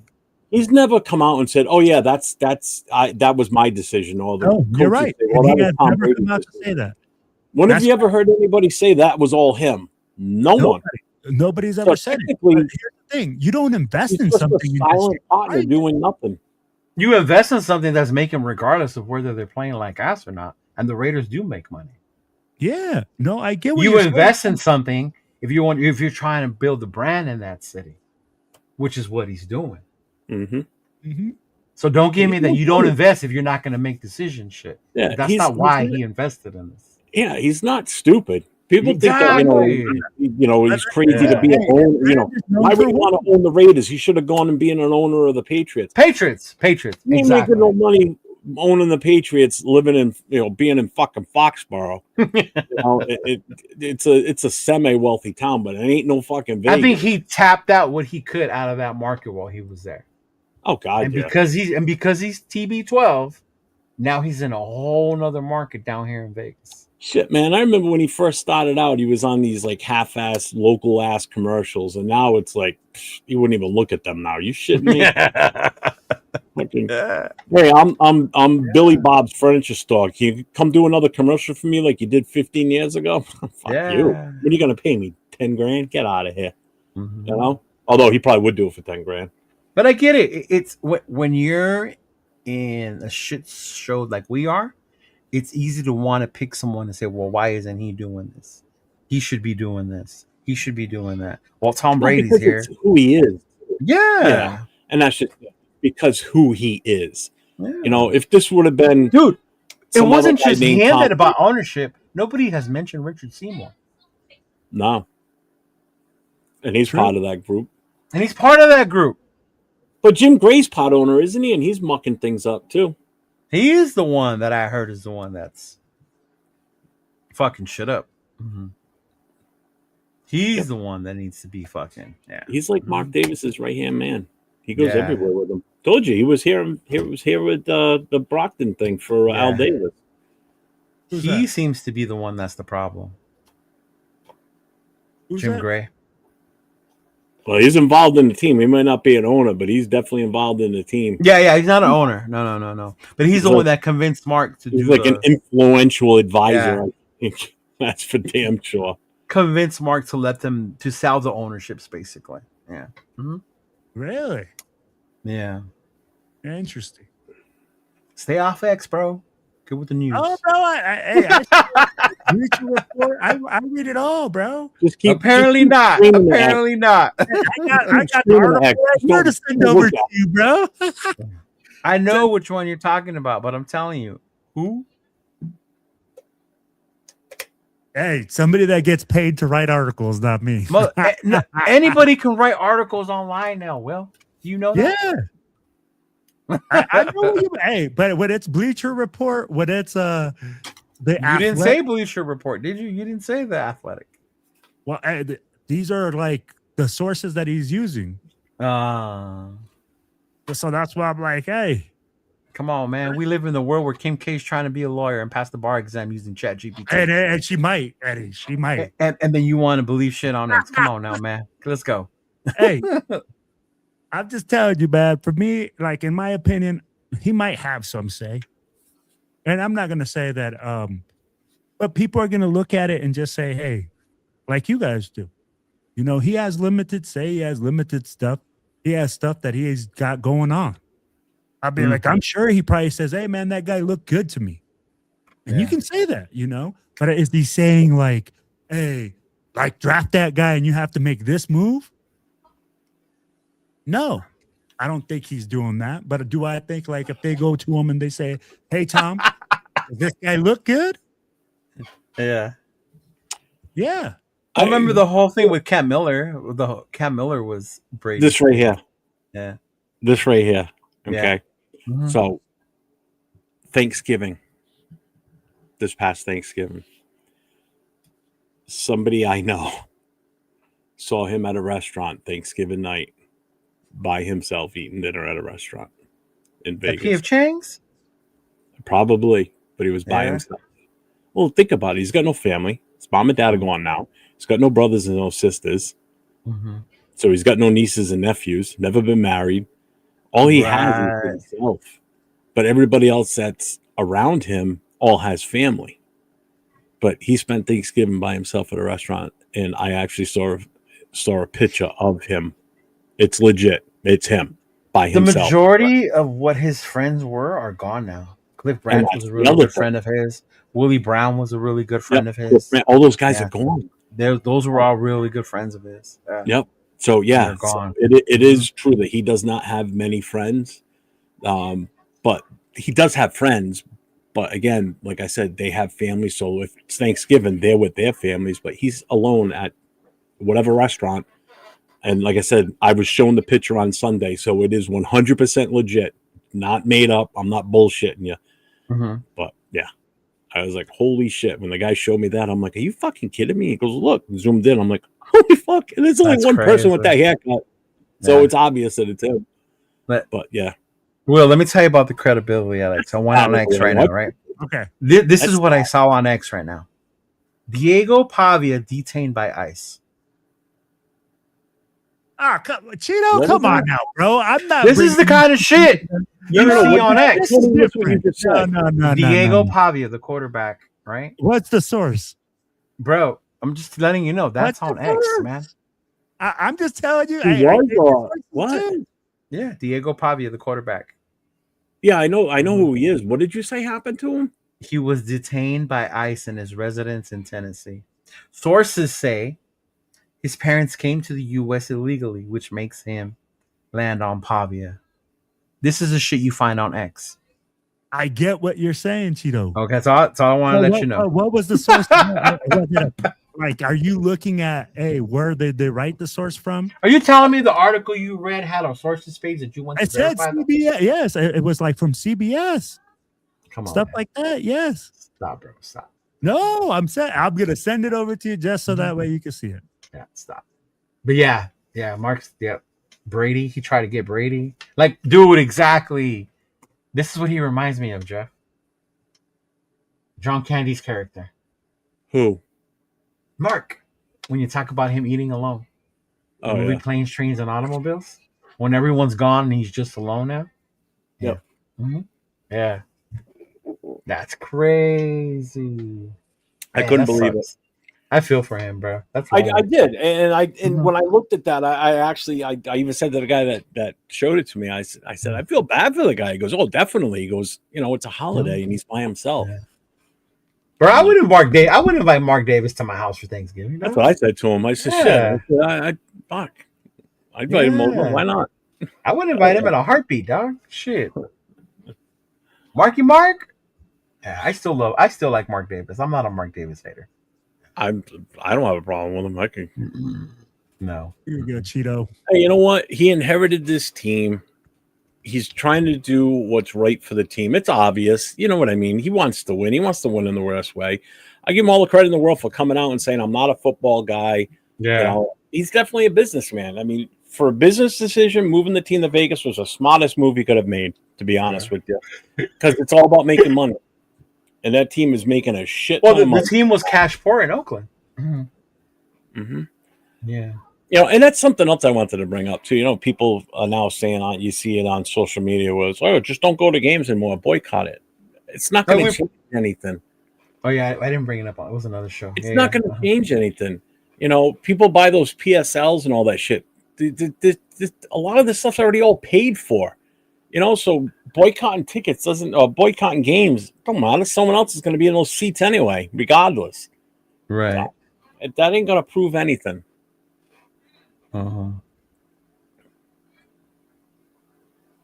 But I got nothing else. This is the one about where he endorsed Cam Miller. Yeah, it just talks about how he endorsed him, but he wasn't there. And then it talks about when they talked to Spytech about looking at him. They're like, when we're looking at a quarterback, we'd be fools not to involve him. Brady himself said during an appearance that he did not take part in Raiders' evaluation process. That's right there in the article. Yeah, but like if you read in the article too, it says it right there. So it's an opinion based on that. But Brady himself is telling you, I was not involved in the process.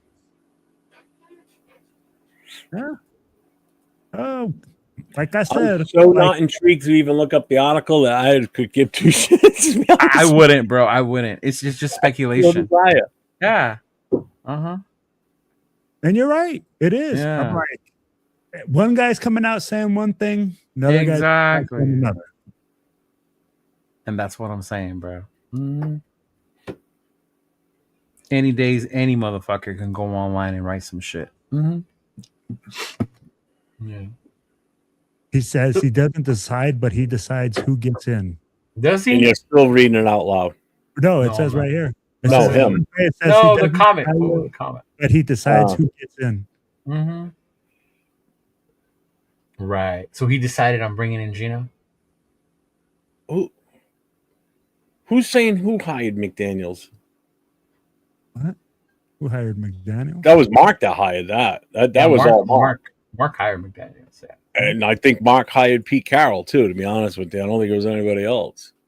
But it's funny because Mark as much had as his hands people in the hiring of criticize coaches. that, everyone in the league felt that Mark made the smart move by hiring 100%. Yes. And that's the funny 100%. part. As much as they want to criticize Mark for it, all the news, everyone said that was the smartest decision Mark had made because McDaniels had redeemed himself in New England again. And Because he was the next hottest up-and-coming coach. coordinator. He Yeah. was the hottest coach coming out. But here's the thing, right? Like we saw, like we saw what he did in Denver, and a lot of people that lived here, at least in Colorado, I'll tell you like that. People were like, "Yo, McDaniels just ain't it." But he took a chance, and he took a chance on the hottest coach. Look at this, Pete Carroll. Everybody, when Pete Carroll came, thought that Pete Carroll was going to change the culture. Not everyone. A lot of people. Not bad, Cheeto. Because you like ND and not USC. But I'd be like, a lot of people thought he was going to come in here and change the culture. That he was the right guy for the job. Because we had AP before, that he wasn't experienced, that he didn't have this, that he didn't have the championship caliber. So then we hire Pete. He has the championship caliber. He has the whole resume thing. It just hasn't worked out. And I mean, like, it's crazy to me how people come out and say that Mark just doesn't care about the team, that Mark doesn't want to win. Bro, what do you expect this man to do? Yeah, the choices he's made just haven't panned out. Bro, you hire the young gun head coach. You hire Gruden, who had freaking the pedigree and like everybody loved. Bro, you hire AP because everybody loved AP because everybody was on the AP hype. I was on that train. Yeah. What else do you want the guy to do? And then they go like, "Oh, Mark needs to sell the team because he's not trying." No, I didn't think Pete was going to be this bad. Money Chuck said Pete was our third choice. Can anyone honestly say you thought Pete would be this bad? No, I didn't. No. I didn't. That's why I was in his corner figuring him. I thought him coming in with all his experience, whether it be NFL, college, all as a head coach, the way he changed his style when he went to USC after his stint with the Patriots went bad. And I thought with his stature in the league that this would be a draw for good players to come here. Instead, we got mediocre to horrible players that came here instead. So no, I didn't expect it to be like this. Not 2-11, absolutely not. Yeah. Everybody was expecting us to be the other way around. At least 10 wins by now. Everybody's like, "Oh, we're going to the playoffs. Oh, we could possibly make it to the Super Bowl." All right, well, slow down a little bit, but I was still in the 8 to 9 win range. I thought that was fair and legit for this season. And then when he sits there and says, "I'm here to, we want to win now," type of thing. All right. But then you see the moves we made and you go, It didn't make sense. And then preseason 1 comes. What? But then week 1 comes against New England. Yeah, it looks promising. Some content creators were on their high horse that, hey, we got our quarterback of the future. We're good. Yeah, okay. Go back and watch that stuff. Now see what you say. Now you watch them talk now. They want to run him out of the town. What were your thoughts after Everybody week hates one? Gino now. Huh? What were your thoughts after week one? After week one, I was like, I honestly was surprised that we won. I thought we were going to lose that game. I just had this feeling it was going to be so much hype. First game back with Vrabel as the head coach. I thought they were just going to be so overhyped and ready to go, but they were still trying to find their way too in this season, just like we were. And we were better in that one game. Yeah. 2 weeks later, we would have got shut the fuck out. They would have rolled right over us. Oh, well, you disagree? They would have rolled us. No, I'm not. Just like when we beat Baltimore last season. We got lucky. We got Baltimore. Their second game with Derrick Henry. He wasn't in tune with that offense yet, and we beat them. A couple of weeks later, we would have got destroyed. I'm not. He would have run right over us. You there. But what it's crazy to see because Cheeto asked, "What did you guys think after week one?" Bro, I remember going in week one and I said, "We won! Wow!" Like literally, I remember sitting in that stadium, like waiting for us to lose. See, bro, like really, like I didn't celebrate till the very last, and Marlene will tell you because like we were sitting right next to me. And I was like, wow. I'm like, I can't believe we were this efficient. Like, we were efficient on offense. And I was like, whoa, can't believe it. So at the end of the day, I was like, bro, like I remember having a video saying, wow, we won. But man, this is just piss poor performance. And I'm like, to say that we expected this from Pete, no. Nobody expected to be this bad. For me, I was excited. My biggest thing was because of living here, I just was afraid that we were going to lose the game, even though I felt like we were going to win it anyway. But I still was afraid that we were going to lose the game. And then you guys all get to go home to the other side of the country, but I still have to be here with these Pats fans. But the fact that we pulled that game off, that's what made me happier more than just winning the game, was the fact that it was now that it's my turn now to shit talk because we just beat you guys and you guys were all hyped. You were going to kick our ass the whole 9 yards, and I lived on that for a few weeks and it was great. I loved every minute of it. Now, fuck. Now they get the last laugh because now they're number 2 in the AFC, and I think they're a legit shot to make it to the AFC Championship. I really do. I get that feeling, Jeff. Whether they win that game or not, who knows? Bro, I get that feeling because that game in Denver, all I wanted was freaking for the Raiders to win in Denver so I can talk my shit. So that way you can, you're in that home state. You're sitting there, you get the business. I mean, like, bro, did you guys see the stadium versus Denver? It looked like Mile High. There was so much orange in there. I was like, holy cow. The camera panned the stadium at one point, and I was like, ooh, a lot of orange. And it was that one corner that they panned just to the right of the section that's underneath the torch, that bowl corner right there. And it was just orange. I was like, holy shit, there's a lot of fucking Broncos fans there. You could hear it on TV. Oh, yeah. Oh, definitely could. That I could definitely tell. Yeah, because when our offense was out there, it was loud as hell. Yeah. It looked like an away game, and it felt like an away game.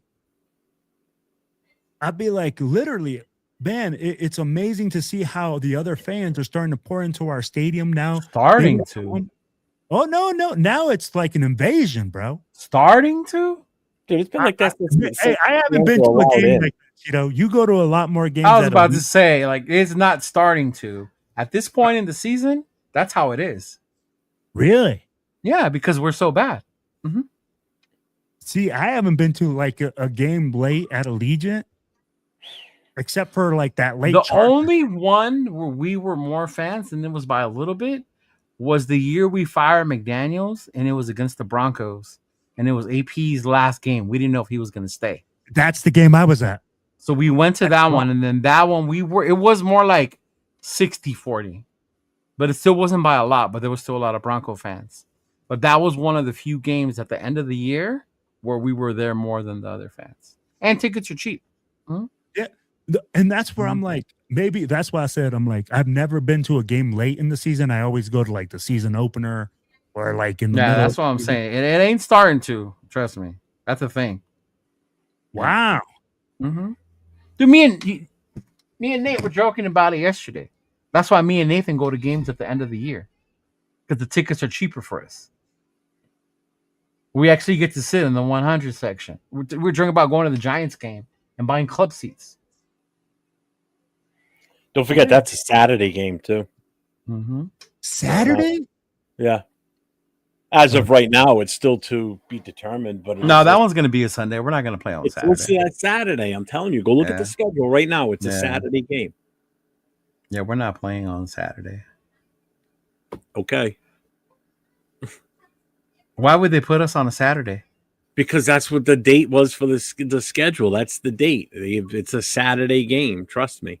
Well, you don't believe me? No. Hey. Let's see. 8:05. You know what? That game versus the Chargers. Saturday, December 27th. Yeah, that one was blacked out. Mm-hmm. Giants at Raiders. It's like showing at 1 o'clock. What? Oh, 1 your time. Yeah, our time. Mm-hmm. Yeah. Yeah. But no, it ain't starting to. That's a thing. Really? Mm-hmm. Like I said, I'm like, I've never been to games late in the season. I'm like, man, now it's like, and I went to that Chargers game late in the season, but I was like, man, it didn't look like that. Which one? The one he's talking about? No, I went to the one at the end of the season where we took AP, where everybody was chanting AP. That was the Bronco one. That wasn't the Charger one. Oh, was it the Bronco one? Yeah, that was the Bronco one. Yeah. All right. Yeah, I was at that one where they were like AP, but it looked we were at least 60 to 70% in that game. Yeah. Mm-hmm. That was one of the first times though at the end of the year. And I think it had more to do with people wanting to be there to cheer on for AP. Mm-hmm. If we start winning, do you think things will change? Oh, yeah, of course. Or do you think people will still sell their tickets to make a profit? The people who are there to make a profit with their tickets are always going to want to do that. Mm-hmm. No, they're there regardless. Yeah. Mm-hmm. They're usually the ones that complain about people not showing up to games too, though. Chido, you would know. You go to a lot of games. Bro, I tell you, Samoa made a video about it afterwards, what Pete Carroll said. And it's funny because people will bitch and complain. But we know who are the ones that go all the time and the ones who don't. We know the ones who bitch, but they don't ever show their face. It's the same people we see all the time. We all know each other already in jail because we're the ones who come. That's it. Yeah. Mm-hmm. And it seems like to me, like that crowd is very, very small. Because every time I go, I'm like, it's always the same people in J-Lot. It's always the same people doing the same thing. And I'll be like, it's hard, man. What are you supposed to do different? And then you go in the beginning of the year. What are you supposed to do that's different? Bro, what are you supposed to do that's different? I'm like, the environment is definitely different. I'm like, but at the same time, I'm not saying like it's different in a bad way. It's just like different in a way that the Raiders are not producing, and they're saying, hey, it's being a bad effect on the whole team. No, because you think about the Charger game, we were 1-0 going into that game. It wasn't a bad product. Everyone thought we were going to put up a fight. The Charger game. The first game of the home opener. Game. I didn't go to the home opener. Exactly. That's what I'm saying. So it's not all, it's a general assumption that people make who come randomly. Yeah. The home opener was big. It was full. Yeah. Who says they can't sell their PSL tickets? They most certainly can. But they can. There's like a whole process to it. But yeah, it's not cheap though to buy them. Yeah. Yeah, it's like to buy the PSL or to buy the tickets from someone that has a PSL. But the person who has the PSL is trying to get you to buy both. They're not just trying to sell you. They're not trying to sell one. They sell the PSL and then they sell the season ticket. Mm-hmm. So I mean, if you find a PSL who's selling you the tickets, more power to you. All you gotta do is buy the tickets. Then just next year you hope my buddy's got a PSL. He's got 2 tickets. He sells them whatever game he doesn't go to. That's what I'm saying, and that's what a lot of people do. They sell their tickets tickets fast. Yeah. But they're normally the ones who complain that nobody goes to the game. No, he doesn't. He goes to every game he can get. I think he made. Oh, he made a lot off the Cowboy game and the Charger one, probably. Was he at that one? Or did he go? I don't know if he went to that one. He's been to like 7 games this year in total, not just Vegas games. That fool's dedicated. How many games do you usually go to a year? I mean, he went to Indy. Obviously, he was here for the New England game. He went to Indy. He's going for the last game against the Chiefs. Like 4 or 5. Yeah, he went away for 3 weeks at one point. He saw them play on. I think it was the Indy game, and then the next 2 games after that he went to. So he goes to quite a few games this season. Oh, okay. So Cheeto goes to 5 games a season? 4 or 5, yeah. Mm-hmm. Dude. Oh, that's right. You get the LA game. If I lived close to LA game as I could, trust me. Yeah, I get the LA game. And sometimes I'll go to Vegas, but I won't go into the stadium, but I'll go to Vegas to watch the game there. That's why I love it when they do these East Coast close by games. At least I can go to them. So, I mean, this is the first time I've gone to 2 games in one season. So you're going to knock off freaking... I've never been to Philly. I've never been to the stadium. I've been to Philly. I've never been to a game there. I've already been to New York, but those were Giants games, both stadiums, the old Meadowlands and this one. This will be my first Jets game next year when we come here to play the Jets. If it's New Orleans, I may have to seriously consider. Oh, New Orleans is awesome. That's why I want to get there. If you ever get a chance, man, New Orleans is definitely a stadium to go to. Well, if it comes down to this, if it comes down to money used to go to New Orleans or Vegas, I'm going to Vegas. I got to get to Vegas. Jeff, you haven't been to Vegas? No, what did I just say? I haven't been to Vegas. Man, that's what I said. I just repeated. Last time I was in Las Vegas was 1985, and it looks way different from when I was there. Trust me. Chat, make sure you drop in some dinero to get Jeff. Shit, back then the Hoover Dam, you could still drive over the Hoover Dam. Now you can't anymore. They have a separate road for it now. That's how long ago. I don't know. You want to know something, Jeff? I've never been to the Hoover Dam, and I've been to Vegas. I'm surprised you missed the Travel Brigade. I know. I was about to say, I'm surprised Travel Brigade hasn't been there. I go everywhere, but I've never been to the. Wherever the biggest ball of twine is, I'm sure if there was a game close by, you went to go see that thing. Hey, I flew over the Hoover Dam. It doesn't count. I took a helicopter. All right, that's the closest I went. Yeah, it doesn't count.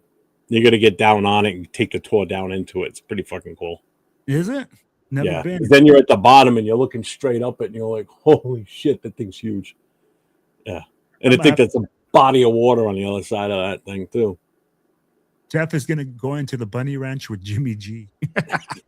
No, I don't think Jeff can make it out of the Bunny Ranch, man. He might not come out of there.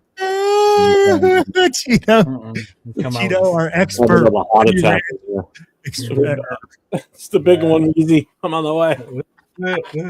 This is it. Oh man. What do you guys think about this week? Final thoughts, man.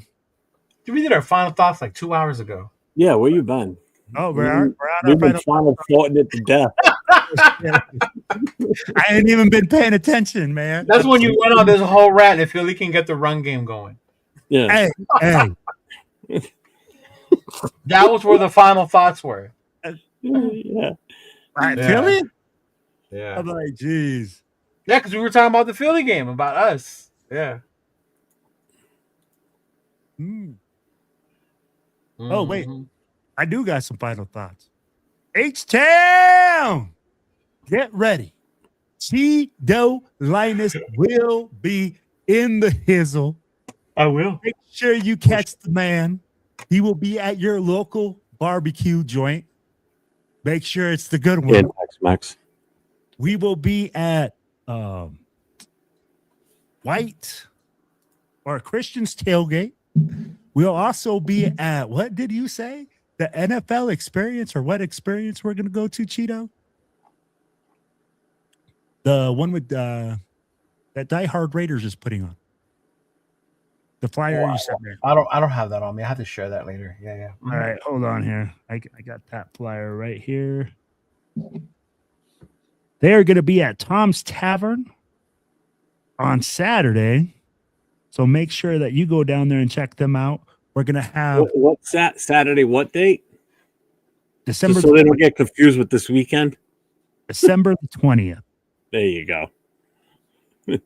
They're also going to have a party at Christian's Tailgate. That's going to be at 2820 White Oak Drive at their Heights location. Then you also got Tim Brown signing, where you should see us there early going down. And that's going to be with DFW and Space City Raider Nation. Okay. And let's see here. That is going to be, let me give you the information on that real quick. Where the heck is that? Why are you bringing up your link tree when he's talking about Houston, man? Why are you trying to steal my man's thunder? No, let him bring up his link tree. Go ahead. Right. Let him bring up his link tree. I'm just putting it back up again. We got new people. Right. Everybody. Yeah. He's like, you fuck guys need- Will. Don't worry about Philly. Around. He's not even finding anything. He's over there. Hey, I'm looking for it. I'm looking for it just because I don't have my link tree input into the computer right now. Well, maybe you should get one. It'd be easier. I'm too poor for a link tree, bro. I can't hang out with you rich people. It's free. Oh, fuck. Hold on. It's only purchasable if you want to pay for it. All right, I man. And the thing is, I didn't want it to go away. DFW and Space City Raider Nation presents Tim Brown's 10th annual toy drive, December the 20th, 2025. Bring a toy or a gift card valued at $20 or more and get Tim Brown's autograph at Texas Tea Tavern, 1635 Brittmore Road, Houston, Texas. So, guys, make sure that you guys are out there, man, and hit us up. Make sure that you bring a toy, meet Tim Brown. What time is that at? There is actually no time on the flyer. It just says December the 20th, 2025. We will get a time for you guys and post it, man. If not, you will see Cheeto on his live, probably taking pictures with Tim Brown or on my live, because I will be I don't go live with Tim Brown. Yeah. Will needs to set up his link tree. Yeah. So you need the link. Right? Right there. Anybody that is going to Philly this weekend, click on that Linktree account. Again, the full itinerary is in there. The Cash App for Will, the president of the TBH Philly chapter, is there. We're accepting all donations. Anybody that is going, we're accepting bad donations too. If somebody wants to pick up a bunch of Modelo's, and he's not having any luck with the fuck that. Bring whatever beer you want. Don't stick to just Modelo. Don't let them fool y'all. You bring whatever. Bring whatever you want. Fuck that. Cheeto's on the rampage of fan however you want to fan, motherfuckers. That's right. God damn it. Yeah, and don't wallet check them. Yes. Don't wallet check them? Yeah. Pocket check, Jeff. Pocket check. Pocket. Same thing. Hey. I'm watching too many Capital One commercials. What's in your wallet? Yeah. Uh-huh. Oh, there I go. Another sponsor. Oh, my gosh.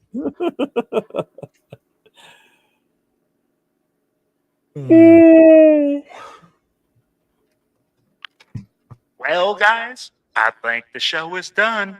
We are closing down. Let's get out of here. What is up with the supermarket thing? I don't know, man. It's just one of the gadgets. You see? Aisle 1. I can't with this dude. This dude is so ridiculous. At least we heard him the whole time, and he's not bouncing on the screen, moving away from No. I'm not talking about Will. I'm talking about Mitch. I'm talking about Mitch. Oh. What did he do now? He went on this whole rant about Gino doesn't want to be here and needs to be gone. Mind you, we talked about this at length yesterday on the show. Yeah, I remember. I watched it. I watched you. But when you watch the video, I have Gino's family members messaging me and like, bro, shut the fuck But that's such bullshit, bro. Hey, I'm gonna ask you guys something. Does a guy that doesn't want to be here get up after getting his ass kicked every single play to get back in the huddle? The guy's fucking limping, bro, and he's fucking getting back in the huddle. How are you gonna say that he doesn't want to be here? But because you run a page where you just try to get people to do that. And I know what to do. I'm a whole 5'8" and 160 pounds, but I could take this team to the playoffs. That's Mitchell Wentz, bro. And that's what I don't get. Why are we going and talking about players, bro, when you see these guys giving max effort, fucking killing themselves? And then we want to say that the players don't want to be here. Yeah, it's Can we stop the nonsense, bro? It would be like if he quit, then I would believe it. But this motherfucker hasn't quit. You know, Thank you, Gio. You know what, Gio? When I see you in Houston, bro, we're gonna have a beer, we're gonna cheers, and we're gonna say fuck that dude at the same time. Damn. Have one for me too. There you G go. Fan with the $10 super chat. Thank you, my guys. It's not going, but here's my donation, but you can't collect it until the end of the month. You should have just sent it to the Cash App Will and them have or whatever. Yeah. Well, I was I was gonna give Will some good news tonight. What's the good news? Not you. The Will from what's the good news? Just drop it. The real Will. So on Sunday, when I was with my chapter, all my executive board were all there. So I asked everybody if they were okay if we did a certain dollar donation to the TBH Philly chapter, and they all agreed. So we're going to be donating $200 towards the whole the whole weekend, the tailgate and everything for him. That's awesome, Jeff. It's awesome. Send it to his thing. What does he have? A Venmo or something? Yeah, well, I'm going to give it to him when we get there. It'll be easier. Or I can do You just give it to him before. What if he needs the money before? Yeah, we can do that too. Yeah, why you got to wait till the day of? Like, hey, bro, here's this. Like, yeah. Well, because I need to talk to him, because if it means I can also stop and pick up stuff for him too. Because he's not. Here's the problem. He'll be here Friday, but he's leaving Friday night. He's got to catch a plane to North Carolina. His daughter's graduating on Saturday, whatever school she's in down there. So he's flying down there Friday night, and he won't be back until late Saturday. He may be back in time for the start of the night party. So he's going to miss the Friday night get together. He's going to miss the Saturday day one, but his VP is going to be there. I've already been talking to his VP. So, so I said it just happens to be the same weekend, so he's bummed about it. But I'm still going to see him Friday before he goes. So that's why I don't want to give him the money, because if he needs me to pick stuff up, I can do it. You know, that's the whole reason I'm not going to just dump it to him, but I'll let him know tomorrow. I thought you wanted like a big ceremony and everything. Like, hey, we made this big check for you. I thought you wanted CBS to be out there to record you while you're handing over the check, bro. Oh, I've already sent them an email. So he's like, hey, I'll be in Philly just in case you guys need another picture. I know Brian Fowler's going to be there, so I'm looking to hook up with him too. Yeah. So yeah, thank you. A big shout out to Jason Schwatter with a $4.99 super chat. Rooting for you guys this week. Fuck the Birds. Diehard Bucks fan. Bring back. Take care of the defense. No, we want Gruden. But I appreciate you, brother. Thank you very much for the $4.99 donation, man. Hey, if our brother Afrakasi is in here, man. Hey, my man, you are killing it out there, making that extra large look like a medium, bro. Holy cow, bro. That was so random. Hey, I'm just saying. That's why I was saying. If you're in That's the why chat, you got me looking. I'm scrolling back through the chat. I'm like, did I miss it? I'm like, that's just random. Hey, I was like, just what thought randomly had Afakasi vision of him in a medium coming to your mind? No, bro. No. Hey, it came to mind I don't know why, but like I saw the interview he was doing the interview with the. You sure that wasn't real helium you were sucking on to do that low voice? Because I think it's infecting your brain. No, Will- bro, I'm just What's up, Food Chris? People have visions of sugar plum. Will has visions of Apicasi and the Schmidt. No, bro. Get the fuck out of here. That was exactly. That was so random. That was. I know it was random, bro. But That would be like, oh man, y'all should see Trout when he wears hey, this bro, one hey. shirt, man. All I said was, hey, my boy Apricasi, if you're in the chat, because I remember, I was like, bro, fuck, bro, that motherfucker looked gigantic next to everybody. He looked like 3 times the size of Samoa. Not 3 times. That's exaggerative. But I'd be like, he looked like at least 1.5 times bigger than Samoa. I'm like, he's huge, bro. I don't know, Jeff. I don't know where this segment's going. Oh my god. Will, you are fucking warped, dude. What? I know it was random. I'm not saying it wasn't. I'm just saying, hey, he's in the chat, bro. Killing it, bro. He's not in the chat. That's the whole thing. That's why Leo's amused by why you're bringing him up, because he's not in the chat. I don't see him anywhere.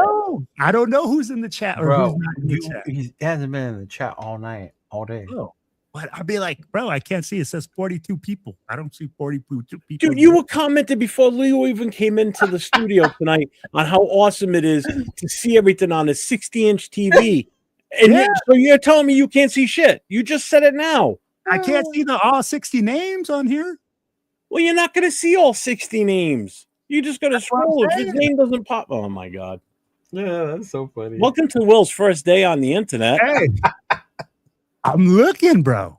I'm trying to figure out your guys' little thingies here. What thingies? It's a chat on the side, bro. I'm clicking on like all the little icons. Oh man, that's here. funny. Change everything here. Oh, hopefully I can link up with him tomorrow, and then I'll let him know that you were on Will's mind last night around 10:30. Yeah, I'll be like, hey, Will said, fucking looking like. Is he still out here? Yeah, bro. I just talked to him today. He's back in LA. He's back in LA. Mm-hmm. He ended up extending his stay here, so he had to work some stuff out. But yeah, hopefully I can link up with him tomorrow. I want to take him to Grand Central to go eat in LA, downtown LA. So when is he actually leaving then? I don't know yet. Because I thought it was supposed to be this Thursday, right? Yeah, no, he's still here. He came back to LA. Talk his ass into fucking flying out to Philly before he goes home. Oh my God, bro. He could stop in Philly, stay there for a night or two, and then fly to Australia from there. Because it's going to be so much shorter? Well, he's not going to fly back to LA. Bro, you make Jeff. Hey, you thought you don't think they have flights out of Philadelphia to other countries? Hey, Jeff, what are you? They only fly out of LA to go to other countries? You know how long it is? If you took a plane from Philly to Australia, bro, it take you. What route do you think it would take, Jeff? I don't know. Back to LA. South. It'll take you south. You'll fly under the earth. You know, because the earth is flat, so you got to fly up and under to get to Australia. Oh man, that was. Or you can hop on my sleigh because I'm Santa Claus, and I'll just take you home and tap my nose and poof, we'll be there. Jeff is definitely back and healthy, bro. You can tell the earth is flat, and he's. Oh, I'm alive today compared to what I was like. I wasn't. With God's family. Hey, bro, you wear a medium. I got you, bro. Next video or next podcast, I'll remember you. Keep rocking that medium. Obviously, Will has a type, and you have to fit into a schmedium. I guess so, huh? Oh man, it's been happening all day. There's certain areas in Philadelphia. You know, Kensington is one of the ones you don't go into. If you can avoid it, you avoid that. That's where that's where that zombie apocalypse in Philadelphia will come out of that area.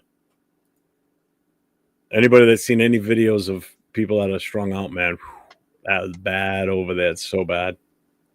I've never been to Philly. Right. Gotta hit that one up. Sure. We went quite a few years ago. The kids were little. We went there on our way back from DC. We weren't going to stop. We were just going to keep going. But the last minute, I'm like, we'll stay one night in Philly. And we got there in the afternoon. We went and saw the Liberty Bell, the Independence Hall, the original, all the Declaration and all that. And then we went back to the hotel and didn't leave until the next morning because it just was not a good area. It was not good. No. Cheeto's O-face came on right there. I saw a horrible accident. Thank you, Jack. Thank you, Jack. Appreciate it. 100. Jeff, when do you take off to Philly? Friday morning. We're going to leave real early Friday morning. So going to pack the car up Thursday night, put the canopies in, the grill, couple of chairs, taking all the chapter merchandise with us, so we'll sell what we can. Like, I'm not going to openly advertise it on the table, but I'll let people know that we've got our stuff. I don't want to take any thunder from him, from his chapter. Please don't. Yeah, Jeff. Well, don't take no thunder. No, not that you would, Doc. I just mean it like, yeah. Bring the lightning, Jeff. Bring the lightning. Thunder. It's his show, I mean, if he doesn't want me to, I won't, but he already said it was fine. So that's what I checked with him. But what are you looking forward to the most in Philly? Just meeting up with somebody like LV Gear's coming. He's actually staying at the same hotel we're at. So I'm sure wherever we drive around or whatever, he'll be hitching with us. I want to get to the Mitchell and Ness store shop for sure, because that's like their flagship. So I want to check that out. Like I said, I've already been to Philly, so I'm not doing the Liberty Bell and all that crap. I've already done that. But it sucks because Saturday's the Army Navy game, and I usually watch that religiously every year. And if I had the money, man, I'd be going another 4 hours south to Maryland to watch that game in person if I had the money. Because that'd be one hell of a game to go and watch. So, but I mean, it's Philly. I mean, I don't know what else I'm looking for. I mean, we could go to Atlantic City, but I don't have that kind of time. Because as soon as the game's over on Sunday, we're in the car and we're gone. We're coming home. So even if we win, if there's a celebration party, I'm not sticking around. Make sure you drink, because that's the only way you can tolerate watching the Raiders. Yeah. Good advice for an alcoholic. Thanks. For an alcoholic that hasn't drank in 5 years. Good God, if I had one drink right now, I'd fucking. That's the only way. Remember, that's the only way someone can say. You don't want to know what's funny? You're right. You know what, Jeff? I had an actual I quit drinking like 18 months ago. Bro, my wife had some shit like random at a freaking house party, bro. I picked it up, I drank it. That's exactly what I did.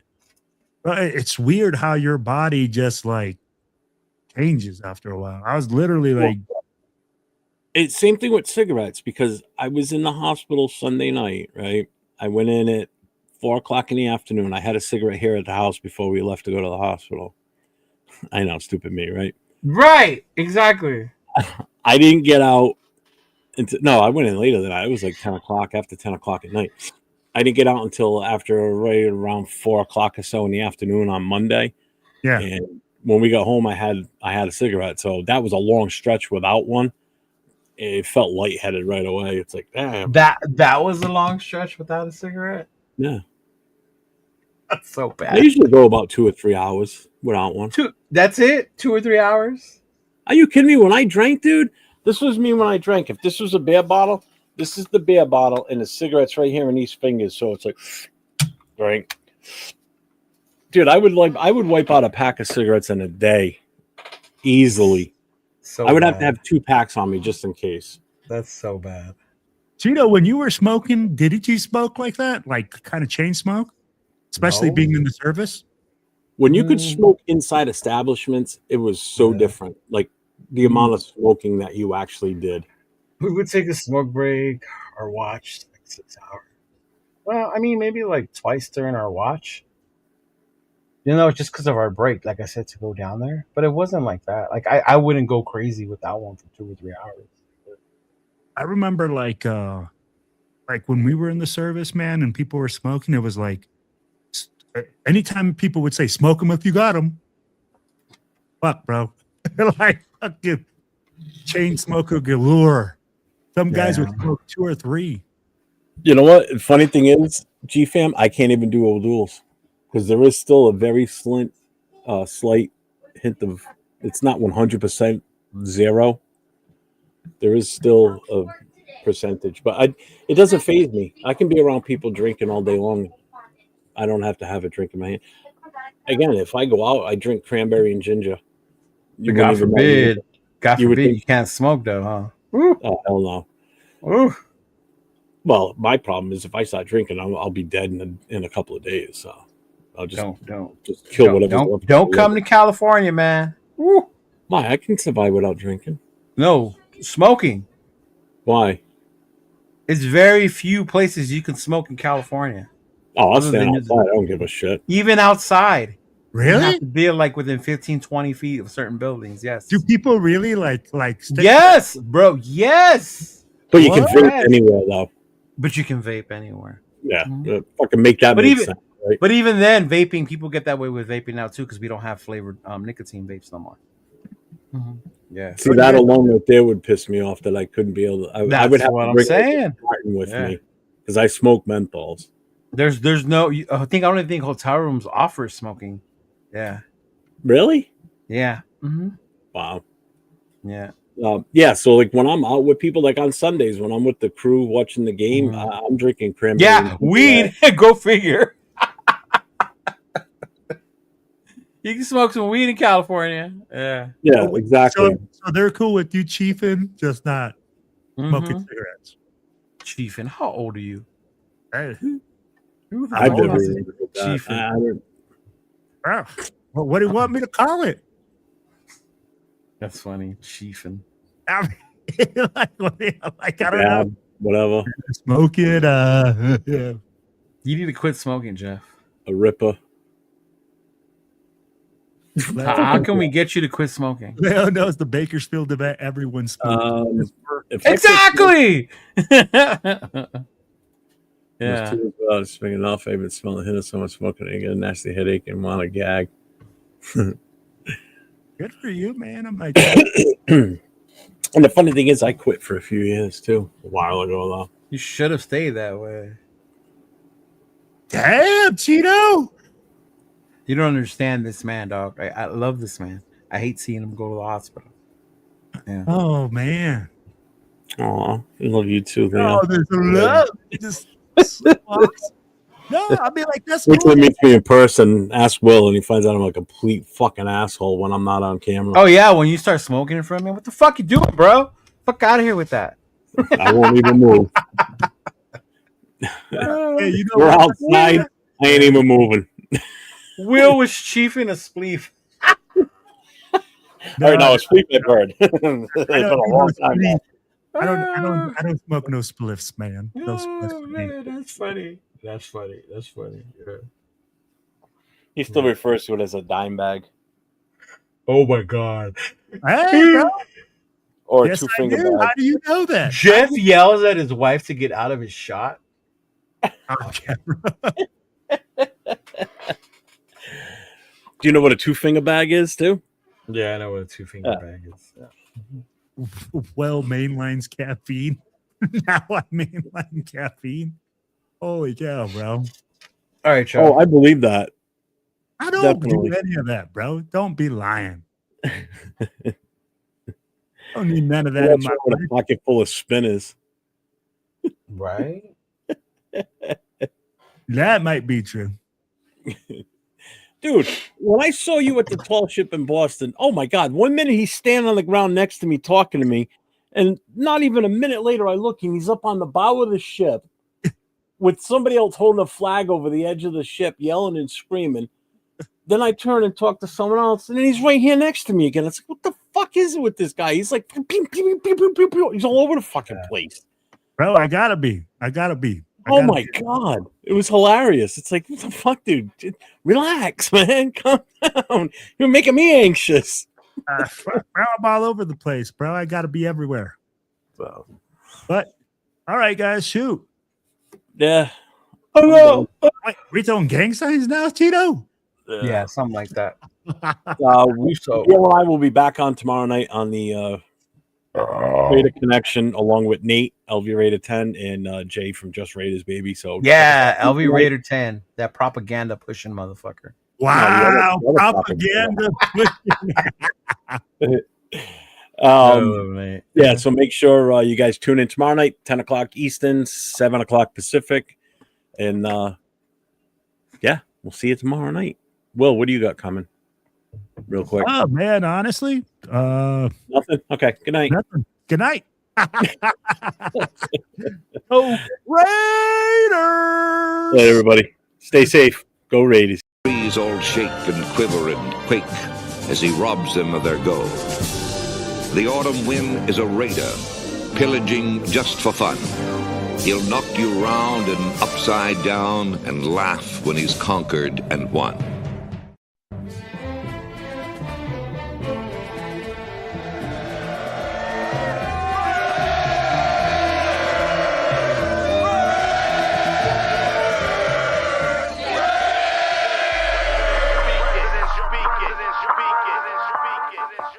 And I approve this message. Oakland Raiders, Oakland Raiders, Oakland Raiders. Just win, baby, win, baby, win, baby. We are the Oakland Raiders, Oakland Raiders, Oakland Raiders. Just win, baby, win, baby, win, baby. Don't need no invitation. We are that Raider Nation. We rock that black and silver. We make them shake and shiver. We make them reconsider. And we still committed. So if you want a piece of this, you can come and get it. Touchdown, touchdown. Let's throw a bomb on first down. Let's throw a bomb on every down. First we score, then we clown. Having fun, look around. Nobody loud as a Raider crowd. Nobody proud as a Raider crowd. NFL, how you like me now? We gon' do this open style. Nothing but action. I'm Bo Jackson, hit the hole. Run you over, goal line. Jumping over, going crazy. Lose your soul, lose your mind in the black hole. Here's the goal, Super Bowl. And everybody here